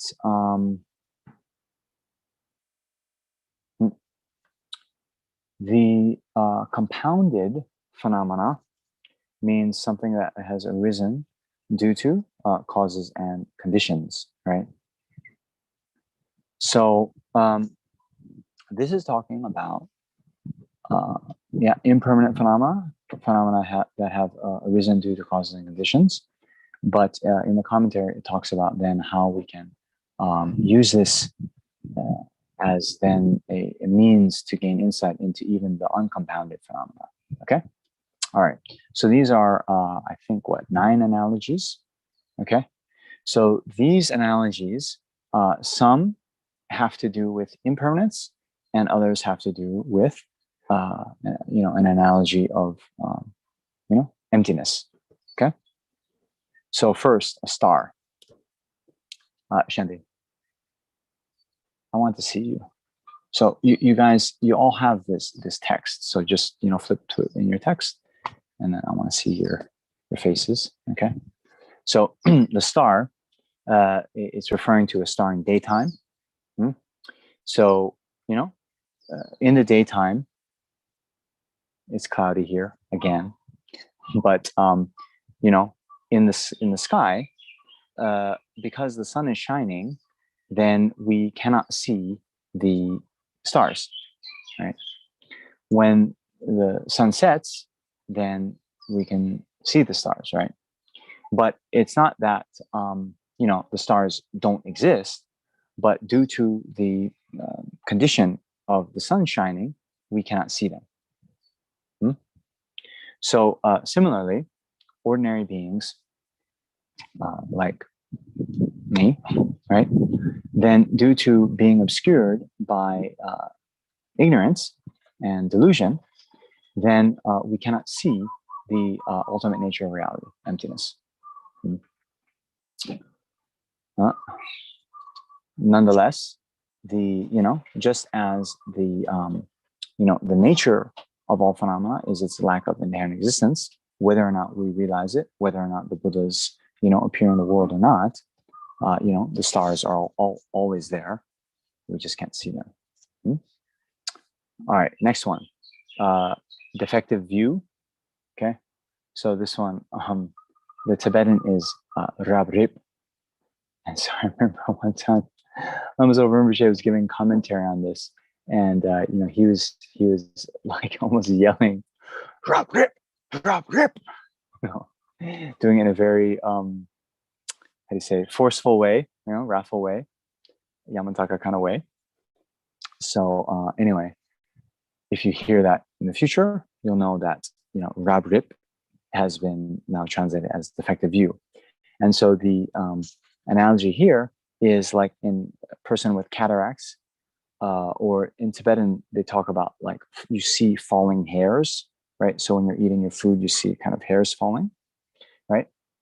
But what this is a sort of analogy for is that the appearance and the reality of things don't coincide. Understand? So you have an appearance of falling hairs when there's no falling hairs actually there in your food. In a similar way, us sentient beings, we have the appearance of true existence when in actuality there's no existence, true existence there whatsoever. Okay. Next, butter lamp. So the flame of a butter lamp. Then this is actually an analogy of impermanence. And so the butter lamp, right? The flame of the butter lamp, it depends on the butter being lit by a match, the wick, and so forth. It depends on the cause of conditions. When the cause, right, of the butter runs out, then similarly, the butter lamp goes out. It disintegrates. So here, all compounded phenomena also depend on their causes and conditions. And when those conditions or causes run out, then the effects also run out. Okay, next, illusion. Then again, that things, you know, just like a mirage or some kind of illusion, our famous magician from the side of the stones and the sticks on the table, then recite some mantra, throw some powder in the air, and then we have an appearance of a horse or an elephant, but there's no horse or elephant there. Then similarly, there's the appearance of true existence when, you know, in actuality, true existence doesn't exist. Okay. So next, the dewdrop. So the dewdrop doesn't, well, you know, in the morning, there's dew. Then when the sun comes up, then the dew evaporates very quickly. So similarly, compounded phenomena, they actually are momentarily disintegrating. And no compounded phenomena actually abides for a second moment. Okay, so it's another analogy about impermanence. Next, we have a bubble. So here again, there's actually two commentaries on this. Okay, so the one that Rinpoche talks about follows the one on Chone Drapa Gyaltsen, right, who I mentioned, right, the Tibetan commentary. And here, the bubble, right, also Lama Tsongkhapa said this life is impermanent as a water bubble, right? Remember how quickly it decays and death comes, right, in the foundation of all good qualities. And Nagarjuna in the letter to a friend says that, you know, this life is as impermanent as a water bubble. How amazing it is that we, you know, wake up the next morning, you know, after having gone to sleep. So what that means is, you know, like a bubble, very, very, very fragile, and even a small like prick can then, you know, make the bubble pop, and then there's no more bubble. So too, compounded phenomena, and especially ourselves, are very, very, very fragile, subject to decay at even a very small kind of condition changing. Okay. So next we have the dream.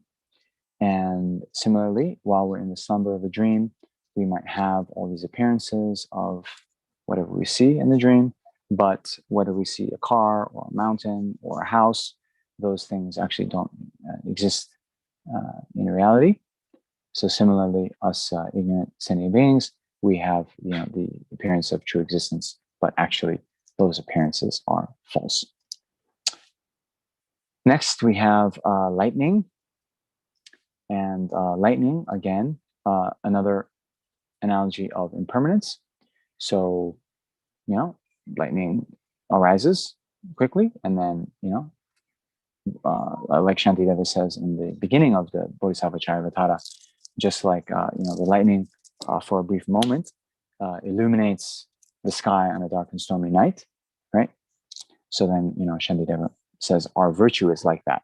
Very, very rare, likewise through the power of the Buddha, does briefly and infrequently does a virtuous thought appear, right? Something like that. Yes. Okay, we got Bodhisattva Jayavitara experts. Thank you very much. So similarly, all the compounding phenomena, they quickly arise and disintegrate moment by moment. So although that's the actuality, that's how things exist, we have this tendency to grasp onto the permanence of objects, thinking that they subsist and persist over time, but actually they're moment by moment decaying. All right, so last we have the cloud. So the cloud, again, it arises in the sky and then it passes away in the sky. The clouds aren't always there. And here we're hoping for these clouds to go away so I can go to the beach again. I'm joking. But yeah, that again is a analogy of impermanence. Okay.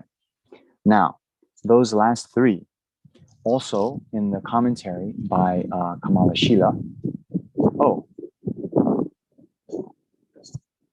when we were talking about the bubble, I mentioned that there are two ways of interpreting that. Okay.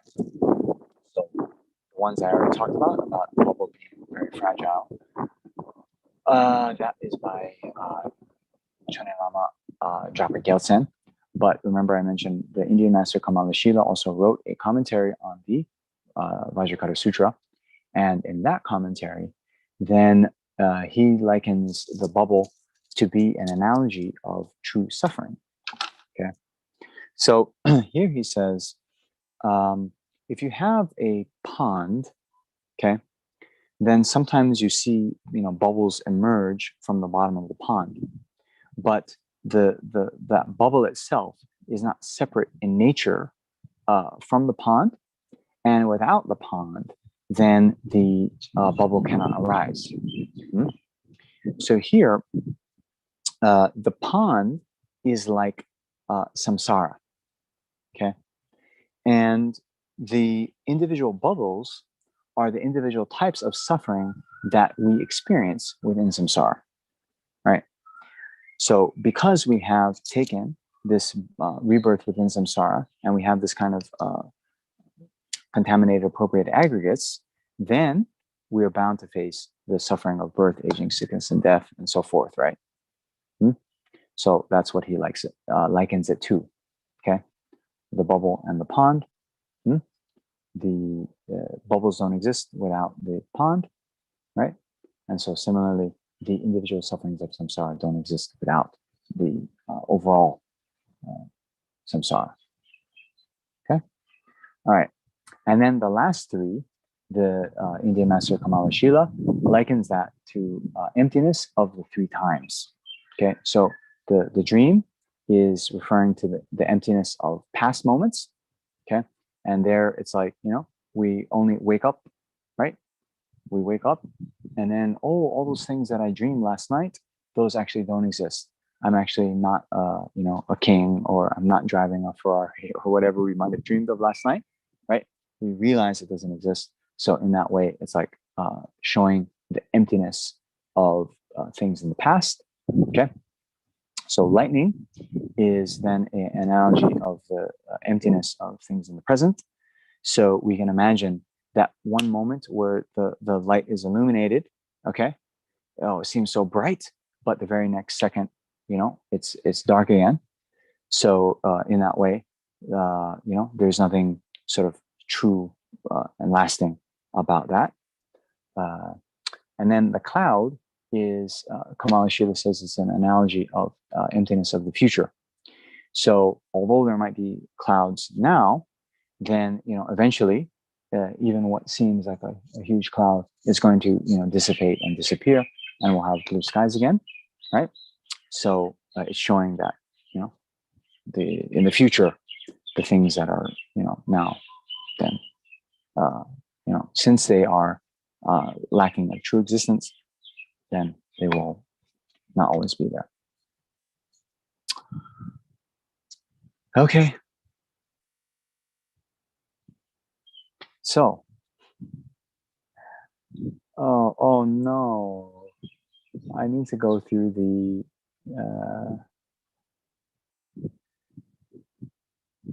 dedications. I'm not saying, oh no, like I don't want to do this, but I was thinking, oh wow, I finished early, but then I actually have more to go. So can we all turn to those dedication verses? Or you know what? Shall we open it up for questions now? And then we can do these dedication verses at the end, and we can actually do the dedication while I'm giving commentary. What do you think, Shanti? That's good? Okay.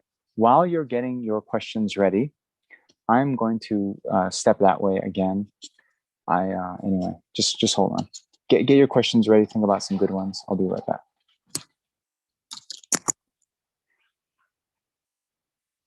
And if you need a break, then 3-minute break.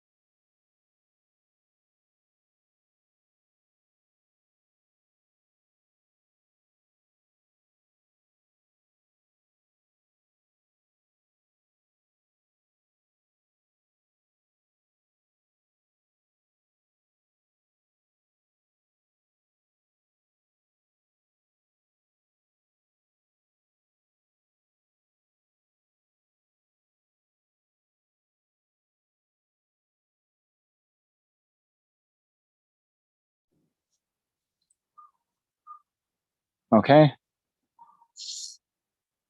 So wait, are we doing this or are we doing questions first?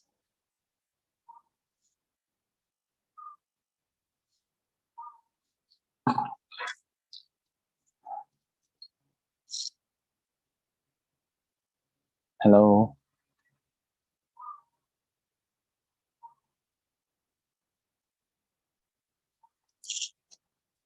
Shanti? Hello, Venerable. There are a couple of questions in the chat. I think one from Sanjukta. Okay, let me look at this.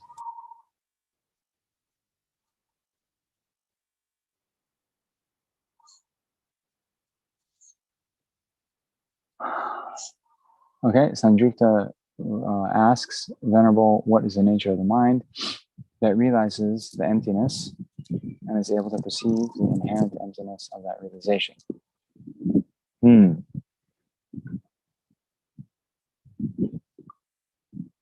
So, when we talk about nature of the mind, again, we have the conventional nature of the mind and the ultimate nature of the mind. The conventional nature of the mind being, the mind's, we call it the clear and knowing nature of the mind, right? And the ultimate nature of the mind is that mind's lack of inherent existence. Okay. So I am a little bit nervous about the question because you're saying the nature of the mind that realizes the emptiness and is able to perceive the inherent emptiness of that realization, right? So if you mean by that, let's say we have a mind. Okay, this is the mind, and it realizes the emptiness of the pot. Okay, then this mind that realizes the pot is also empty of inherent existence, right? Everything is empty of inherent existence. But this mind that realizes the ultimate nature of the pot, does it mean that it also realizes the inherent existence of itself, right? Is able to perceive the inherent emptiness of that realization?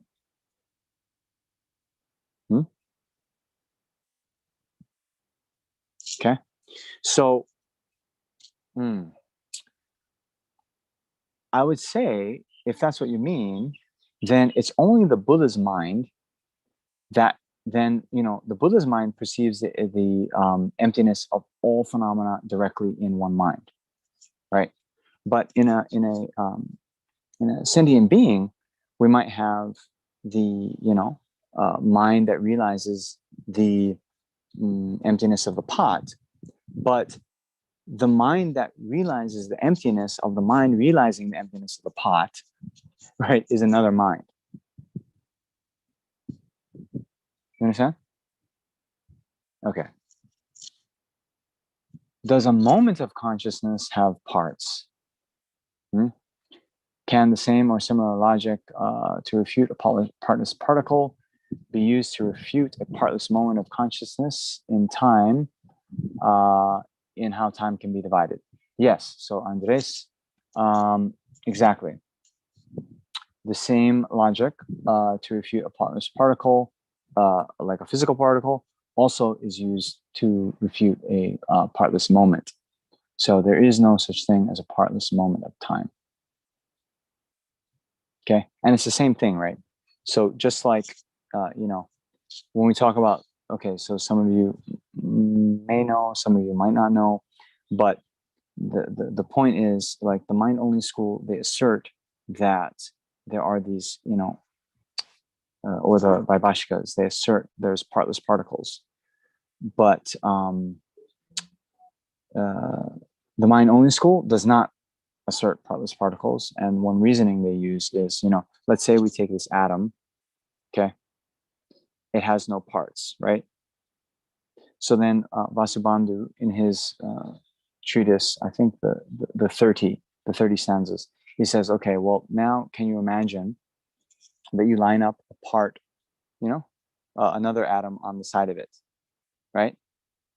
Okay, so now the question is, does this side of the atom touch, does the left side of the atom touch the right side of the atom? If so, it's like this, right? And if that's the case, then there can be no accumulation, of anything of any kind of length. You understand? If it does touch, if the left side of this touches the right side of this, like this, see? Then that means there's a part of this that's, not touching a part of this. And therefore, these two things have parts. Okay. So if you say they're like this, there can be no sort of accumulation of lengths. Otherwise, it shows that there are parts. So similarly, we can take that as a, moments in time, right? Where we have moment number 1, moment number 2, moment number 3. Okay. So, or let's not say 1, 2, 3, but let's say, moment A, B, C. Okay. And we say that they're in a kind of, well, we can ask, is, if it's in a continuum, then is moment B simultaneous with moment A? And then is moment C simultaneous with moment B? Then we can ask, oh, is moment B, if it's not simultaneous with moment A, then does it come before or after? And then C, is that also simultaneous with A? Does it become before or after? So then depending on that, we'll see that, we say, okay, no, B is not simultaneous with A, and it comes after, right? Anyway, it's the same kind of thing as the physical. All right.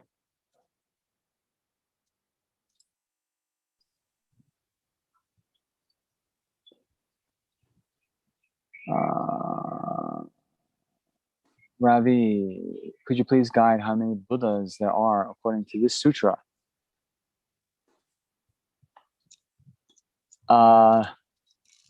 Yes, how many Buddhas are there according to the sutra?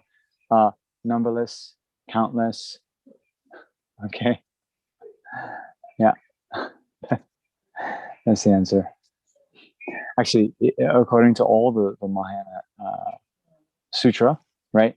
Then all beings have Buddha nature. There's been countless sentient beings, countless Buddhas in the past. There's countless Buddhas in the present, and countless Buddhas in the future. Okay.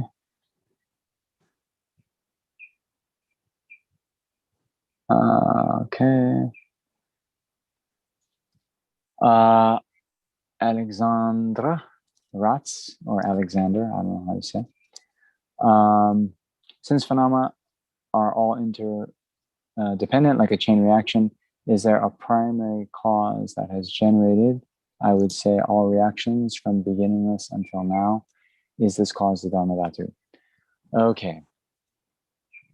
So, no, is the answer, right? So, in beginningless time, okay, there is no first cause, right, from which all the other effects arose, right? So unlike, for example, even if we take like the Big Bang, then whatever ball of energy, right, that had a previous moment. So, okay, let's put it this way. In the Buddhist cosmology, everything that is a cause is also an effect. Do you understand? So, this is how we say, beginningless mind, because one moment of mind is the effect of a previous moment of mind, and so forth. And even if the physical world, it has, previous causes. So we can't, just like we can't say posit the first of anything, then we can't say that there's a kind of first cause that is a cause only and not also an effect. Okay, the chat questions are done. Are there any more live questions, Jaya? I have two questions. It is said that all of Buddha's teachings have both an explicit and implicit meaning.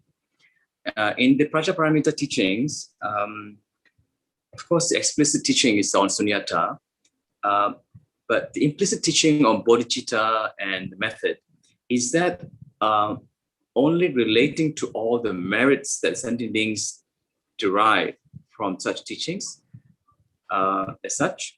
That's question one. My question two is taking further from the first question of nature of mind. Is the conventional and ultimate nature of mind same as the gross and subtle nature of mind?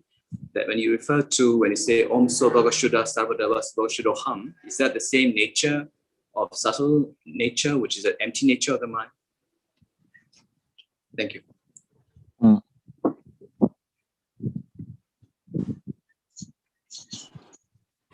Okay, I forgot the first question now. I'm like, okay, how am I going to answer the second question? So let's take one at a time. Sorry, just a little bit about the first, and then I'll jog my memory. First one is about the explicit and implicit. Explicit, implicit. Okay, of course. Okay, yeah, thanks. So yeah. Now, first, I might say that, okay, first just to clarify, when I was talking about the Abhisamaya Alamkara, I was saying that it's the commentary on the hidden meaning of the Prajñāpāramitā. So, yeah, just a terminological kind of difference. Like, if you mean implicit when I'm saying hidden, what I'm saying is, just like we saw here, we saw is the Buddha to be identified due to possessing the flesh eye, right? So there, it just has this phrase, flesh eye, but it doesn't say what the flesh eye is, what it means when one achieves the flesh eye, and it doesn't give the definition, anything like this, right? So when you look in the like Prajñāpāramitā teachings, it'll talk about these various phenomena and say, form is empty, but it doesn't talk about what form is, right? It'll say that the true suffering is empty, but it doesn't define true suffering. You understand? So, okay.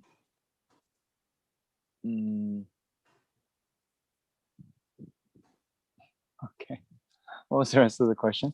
So sorry, just to clear up, like what the implicit meaning and explicit meaning, right? That's what I was talking about. So in the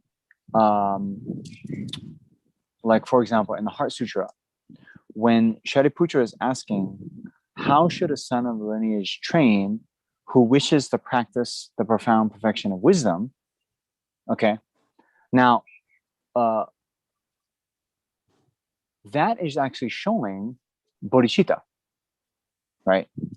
Because it's saying, that there's this son of the lineage, and they're wishing to practice, means, they're wishing to practice the profound perfection of wisdom.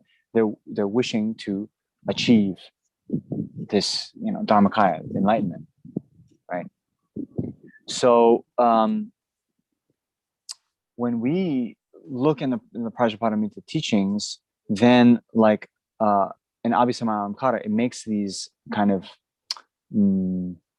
things that aren't explicitly defined, it makes them clear. Do you know what I mean? So yep. I'm not sure that answers your question, but that's what is meant by a the implicit meaning of the teaching. Just like, for example, in Heart Sutra, you've heard that like the Tayata Gate Gate Paragate Parasam Gate Bodhisoa is actually referring to the 5 paths, right? The path of accumulation, path of preparation, path of seeing, path of meditation, path of no more learning, right? So this, the paths that one needs to do to train is there, but it's not. That's why it's hidden. Okay. Now, second question. Whether the gross nature of and the subtle mind. mind are the same as whether the gross and subtle minds are the same as the conventional and ultimate nature of mind, and how emptiness is conjoined with the Buddha nature. Basically, my question is, how is emptiness conjoined with Buddha nature? Okay. So here again, just in general, sometimes you'll see different translations, and so when I'm talking about the conventional nature of the mind, I'm talking about the clear and knowing nature, that a mind knows things, right? But the ultimate nature of the mind, or the ultimate nature of any phenomena, it is its lack of inherent existence. So the ultimate nature of the mind is the mind's lack of inherent existence. So now, in the Om Sabhava Vishuddha Savadhamma Sabhava Vishuddha Ham, if we're saying, or if the presentation you heard is that the lack of inherent existence of the mind is the subtle nature of the mind, then it's the same. But if in whatever whoever used that phrase, subtle nature of the mind, you have to ask them what they meant. If they meant the lack of inherent existence of the mind, then that's what I mean by ultimate nature of the mind. You know what I mean? Okay. But now your question, when you clarified, how does the emptiness of the mind relate to Buddha nature, right? So here, there's a few different presentations, again, of Buddha nature. So in general, what Buddha nature is the, to make it simple, something that is suitable to become Buddha, right? That is what Buddha nature is, right? So when we say all sentient beings have Buddha nature, then all sentient beings are, suitable to be, or, can become Buddha in the future, right? That therefore all sentient beings have Buddha nature. All right. So now, when you look in the Majjhimika teachings, right? And the Majjhimika is the one who say that all sentient beings have Buddha nature. The mind-only school that follow Sangha and Vasubandhu, they say no, all sentient beings do not have Buddha nature, right? But when the Majjhimika argue with the mind-only school, they use the reasoning of emptiness to establish the fact that all sentient beings have Buddha nature. And why is that?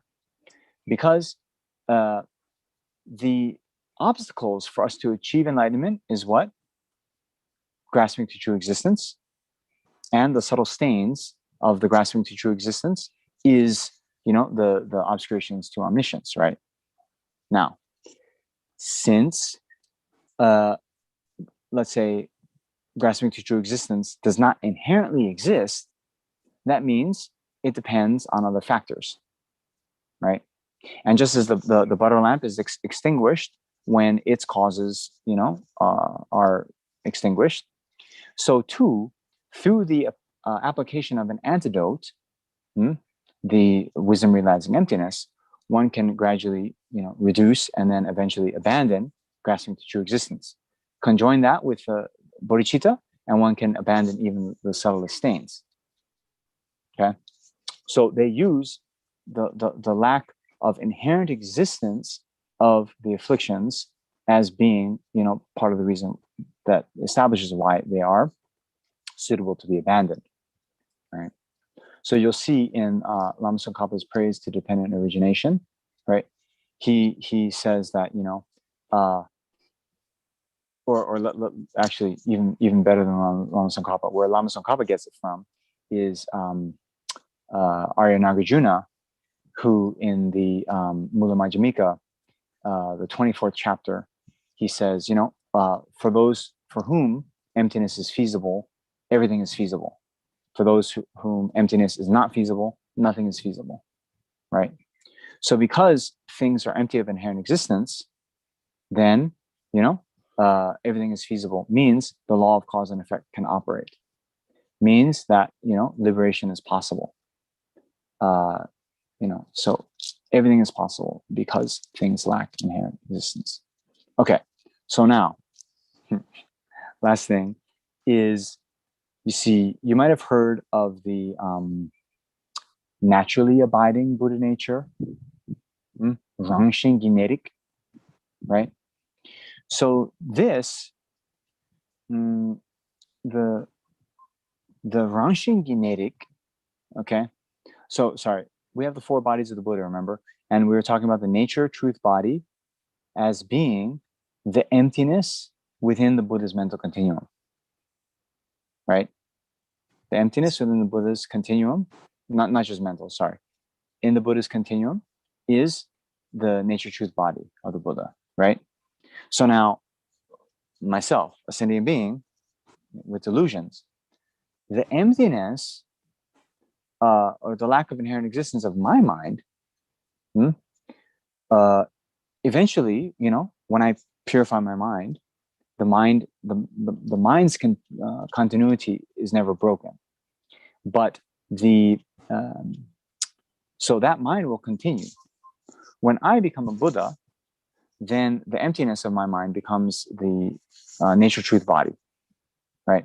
So in that way, the continuum of the emptiness of my mind will go on to become the nature truth body. So the emptiness of my mind today, when I'm still a sentient being, is the naturally abiding Buddha nature. Understand? So, the question was, how does the emptiness of the mind relate to Buddha nature? Then there's two. On the one, the emptiness of the mind is the reasoning that the Madhyamikas use to establish the presence of Buddha nature in all sentient beings. Oops. And two, that very nature of the mind is actually Buddha nature itself. It's the naturally abiding lineage, Rangshin genetic. Thank you. Okay. Thank you. That was a good question.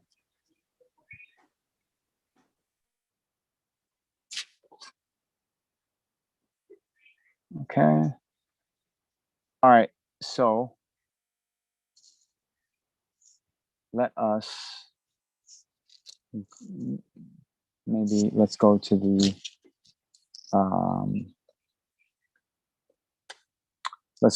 the dedication verses. There's no more questions, right? I'm going to get 3 messages from Alexander later tonight. Right? He's smiling. I'm like, no more questions. I see a big smile. I'm like, okay.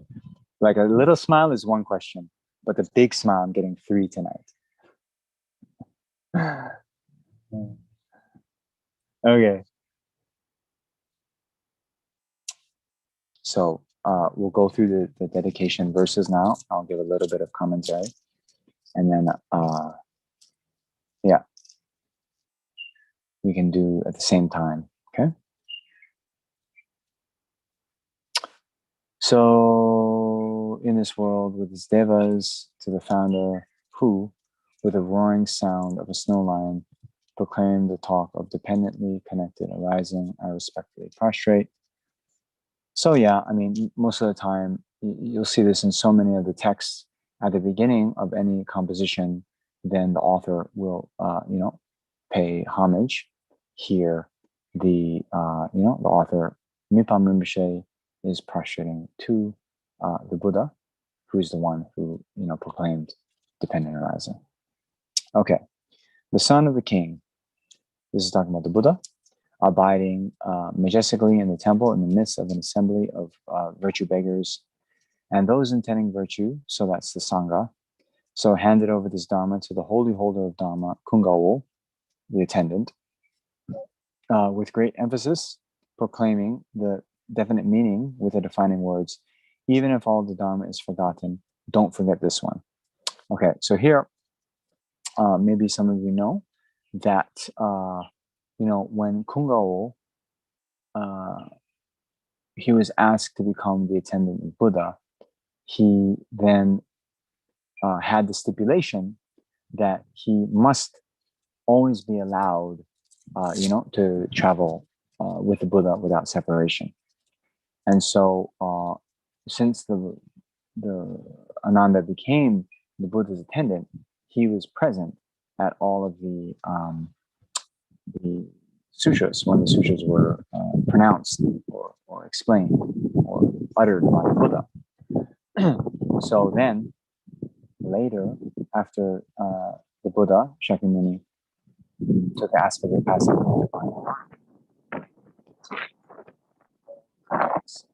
sutras, then it was Kungawo or Ananda who then recited. So many of the times you'll see at the beginning of sutras, thus I heard at one time, that is Kungawo speaking, Ananda speaking. Of course, there's a little bit of debate with some of them, but generally it's Ananda. Okay, so the Buddha then, before he passed away, said, of all those various sutras that you've heard, Ananda, then if you forget the other teachings I gave, the Buddha says something like, I will not hold you at fault. I will not blame you. But if you forget these Prajñāpāramitā sutras, then I will blame you. I will criticize you. You understand? So the Buddha, in that sort of scene, was showing the sort of emphasis and the importance of the Prajñāpāramitā teachings. All right. So it is said by Buddha that writing or reading one word of the Prajñāpāramitā has greater benefit than making offerings to all the Buddhas for 1,010 million eons. Okay, so we talked about that the other day. It is because the Prajñāpāramitā teachings is the one that talks about emptiness, and emptiness being the one thing that is the direct antidote to the root of samsara, right? So, then this Prajñāpāramitā is, the sort of pinnacle of the six perfections, right? So we say of the six perfections that, they are in the order of their ease of practice, and then as well as their sort of benefit of having practiced them, right? So, why is it like that? The only remedy, extremely powerful in cutting the root of all mistakes in this world, ignorance is all the Dharma. The Dharma supreme of all teachings, the ultimate heart of Prajñāpāramitā. Okay, so that's the reason. So, maybe just to mention, there's again that pronouncement by Arya Deva in the 400 stanzas that those with little merit will not even doubt this teaching on emptiness, but merely entertaining a doubt about emptiness, one will tear the foundations of samsara. Okay, so it is extremely rare to meet with these teachings. One needs a lot of merit even to hear the word Prajñāpāramitā, much less be able to receive teachings, to receive oral transmission and so forth about the Prajñāpāramitā. Okay.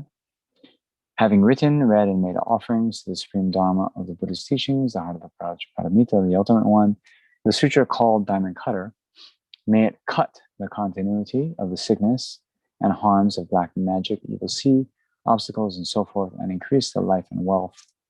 May whatever wishes be spontaneously accomplished according to Holy Dharma. All right. So as we mentioned, first, as it mentions in the sutra, that those who recite the sutra or meditate on the sutra, they will be criticized and tormented in this life, but they should not be disheartened because it shows that their previously accumulated obscurations are being purified. So I think Jaya mentioned or asked in the first teaching, why is this diamond cutter so powerful in purification? And that we just talked about. But now the Diamond Cutter Sutra is, sort of advised for those who have these very heavy obstacles: sickness, black magic, evil sea, and also it's recommended for those who are having court cases, right, being sued and so forth. So in any case, since this is so much merit and so much purification, then all those various obstacles can be purified, and whatever wishes can be spontaneously accomplished according to Holy Dharma. So due to the merit and imprint of having listened to the sutra and having read it at this time, in future lifetimes, may I and all sentient beings who have connection with me be able to hear, reflect, and meditate on this profound sutra. So this is very important for us to dedicate our merit, because most of us, we're not going to be able to gain realization in this lifetime. So we need to make sure that we have a succession of rebirth where we meet with the Prajñāpāramitā teachings. May I become exactly like the life stories of Shariputra and Moggallana. The minute one hears the words and meaning of the Prajñāpāramitā Diamond Cutter Sutra, able to have the words and meaning within one's understanding and achieve the result. So here, I think some of you know, but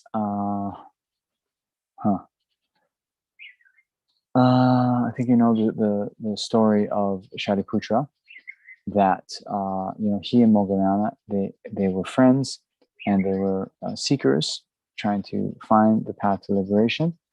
At one point, they were traveling together, visiting and sort of meeting with all the great sort of yogis and spiritual teachers of the time in northern India. And then at one point, they had the thought, well, if we split up, we could cover more ground. We can meet twice as many teachers, and that might double our chances of finding the true path to liberation. So Shariputra, then he was, in whatever area in northern India, and then he saw one of the Buddha's disciples walking with his begging bowl.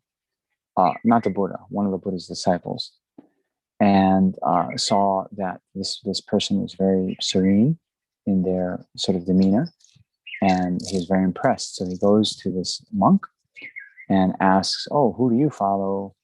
The monk then says, "I'm a follower of the Buddha." Shariputra asks, what does this Buddha, what are his teachings? Can you summarize his teachings? And then this monk, is being humble, says, "Oh, I could not summarize. You must hear for yourself from the Buddha directly. I can't do, right? I can't serve justice to those teachings." And so Shariputra says, "Come on, just give me a little bit." And then finally, the monk, after much insistence on Shariputra's part, recites that mantra of dependent origination, right? Omya Dhamma Hetu Bhagava Hetin Teshan Tatagato Yavada Teshan Chayo Niruda Evam Vadi Shamane Soha, which basically is like, those compounded phenomena which have cause, right? Then the Buddha taught the cause. He also taught their cessation. And this is the teaching of the great Shamanera, or the great renunciate. Okay. So it is said that merely hearing this one stanza from this monk, then Shariputra gained direct realization of emptiness. But that is because in future lifetimes, then Shariputra had studied and received many, many, many, many teachings on emptiness before. Okay? So this is why we need to be very diligent in having many imprints about emptiness, whether it is through reciting the sutra, listening to oral transmission of these sutras, reflecting, receiving teachings on the sutras. Every time we do that, we're creating more imprints that will then ripen as us being able to realize emptiness in the very near future. Okay, next page. By the virtue of having read this profound sutra, may I directly perceive the truth and liberate in that second all transmigratory beings equaling the sky from the great ocean of samsaric suffering. Okay.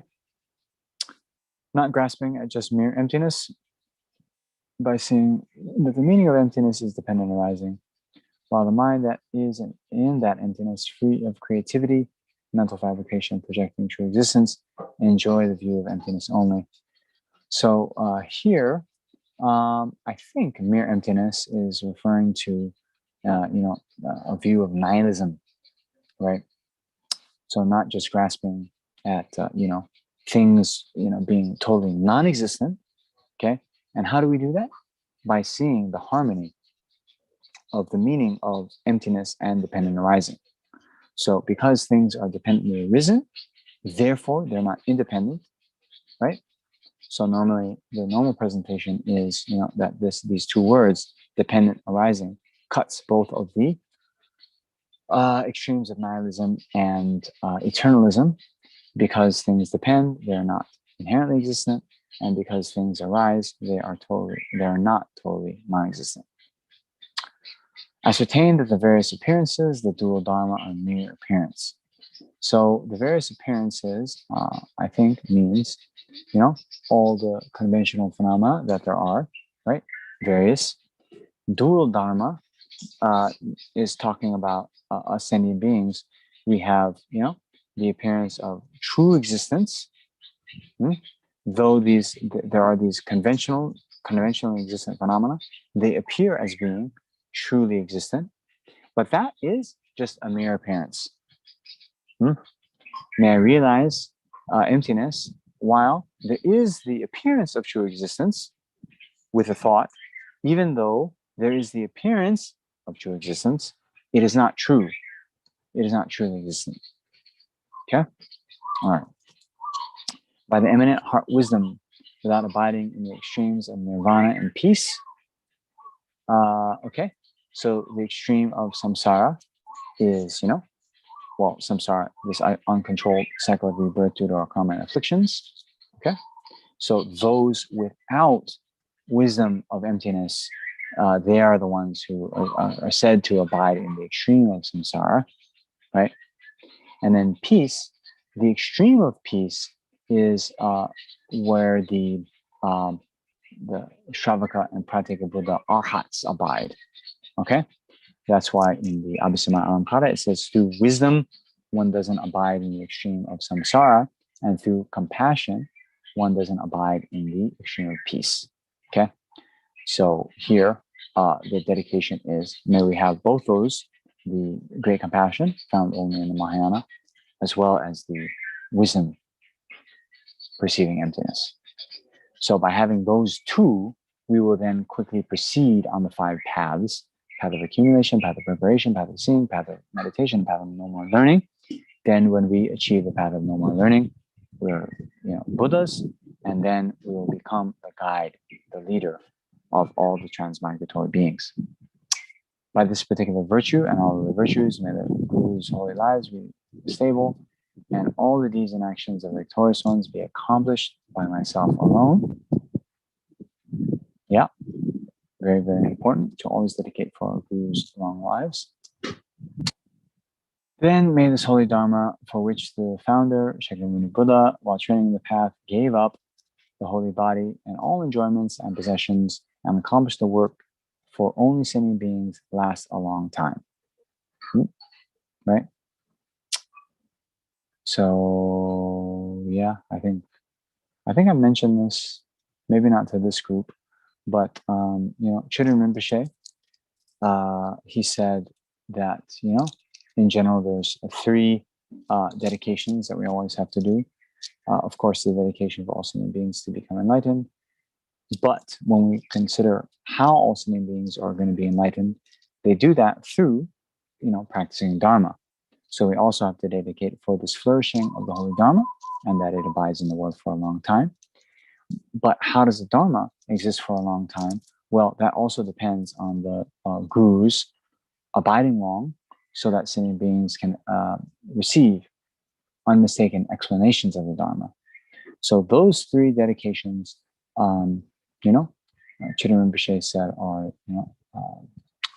we should do all the time. But then he also said, those 3 sort of are interrelated, right?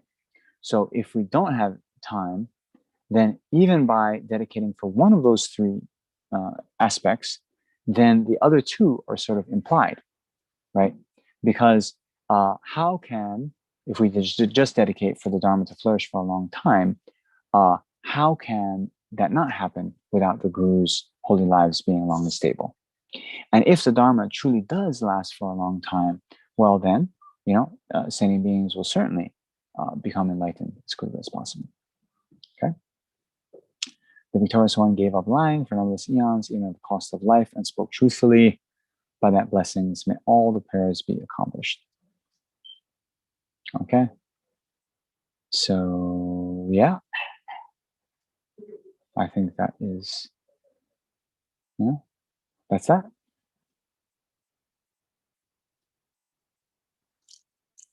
Okay, so you must be tired. I'm joking. So anyway, thank you very much. Thank you to Shanti and all the good folks at Root Institute. Thank you to all of you on the Zoom call and all those tuning into the custom live streaming service, which I think is, YouTube, right? All of you here on Zoom and all of you who might be watching this video in the future. So, thank you. And we still have a few more recitations of the sutra, and I hope you're able to tune in for those. And then we have our final one on the last of the days of miracles, which is coming up next week. So while we still have one more week or so, we have to make sure that we're doing our utmost to take advantage of these multiplying days. Okay, right, Venerable, we request you for more teachings. Thank you very much for your patience. So for all the participants, we have a few more programs planned. We'll have many more coming up. We have requested Venerable for a retreat in March, but let us see if our merit is good enough. Thank you all for your very generous donations and especially for participating. And thank you to my friends in Root Institute and Venerable Senla and the others for their support. And to everyone, all of you for coming for this program. Thank you.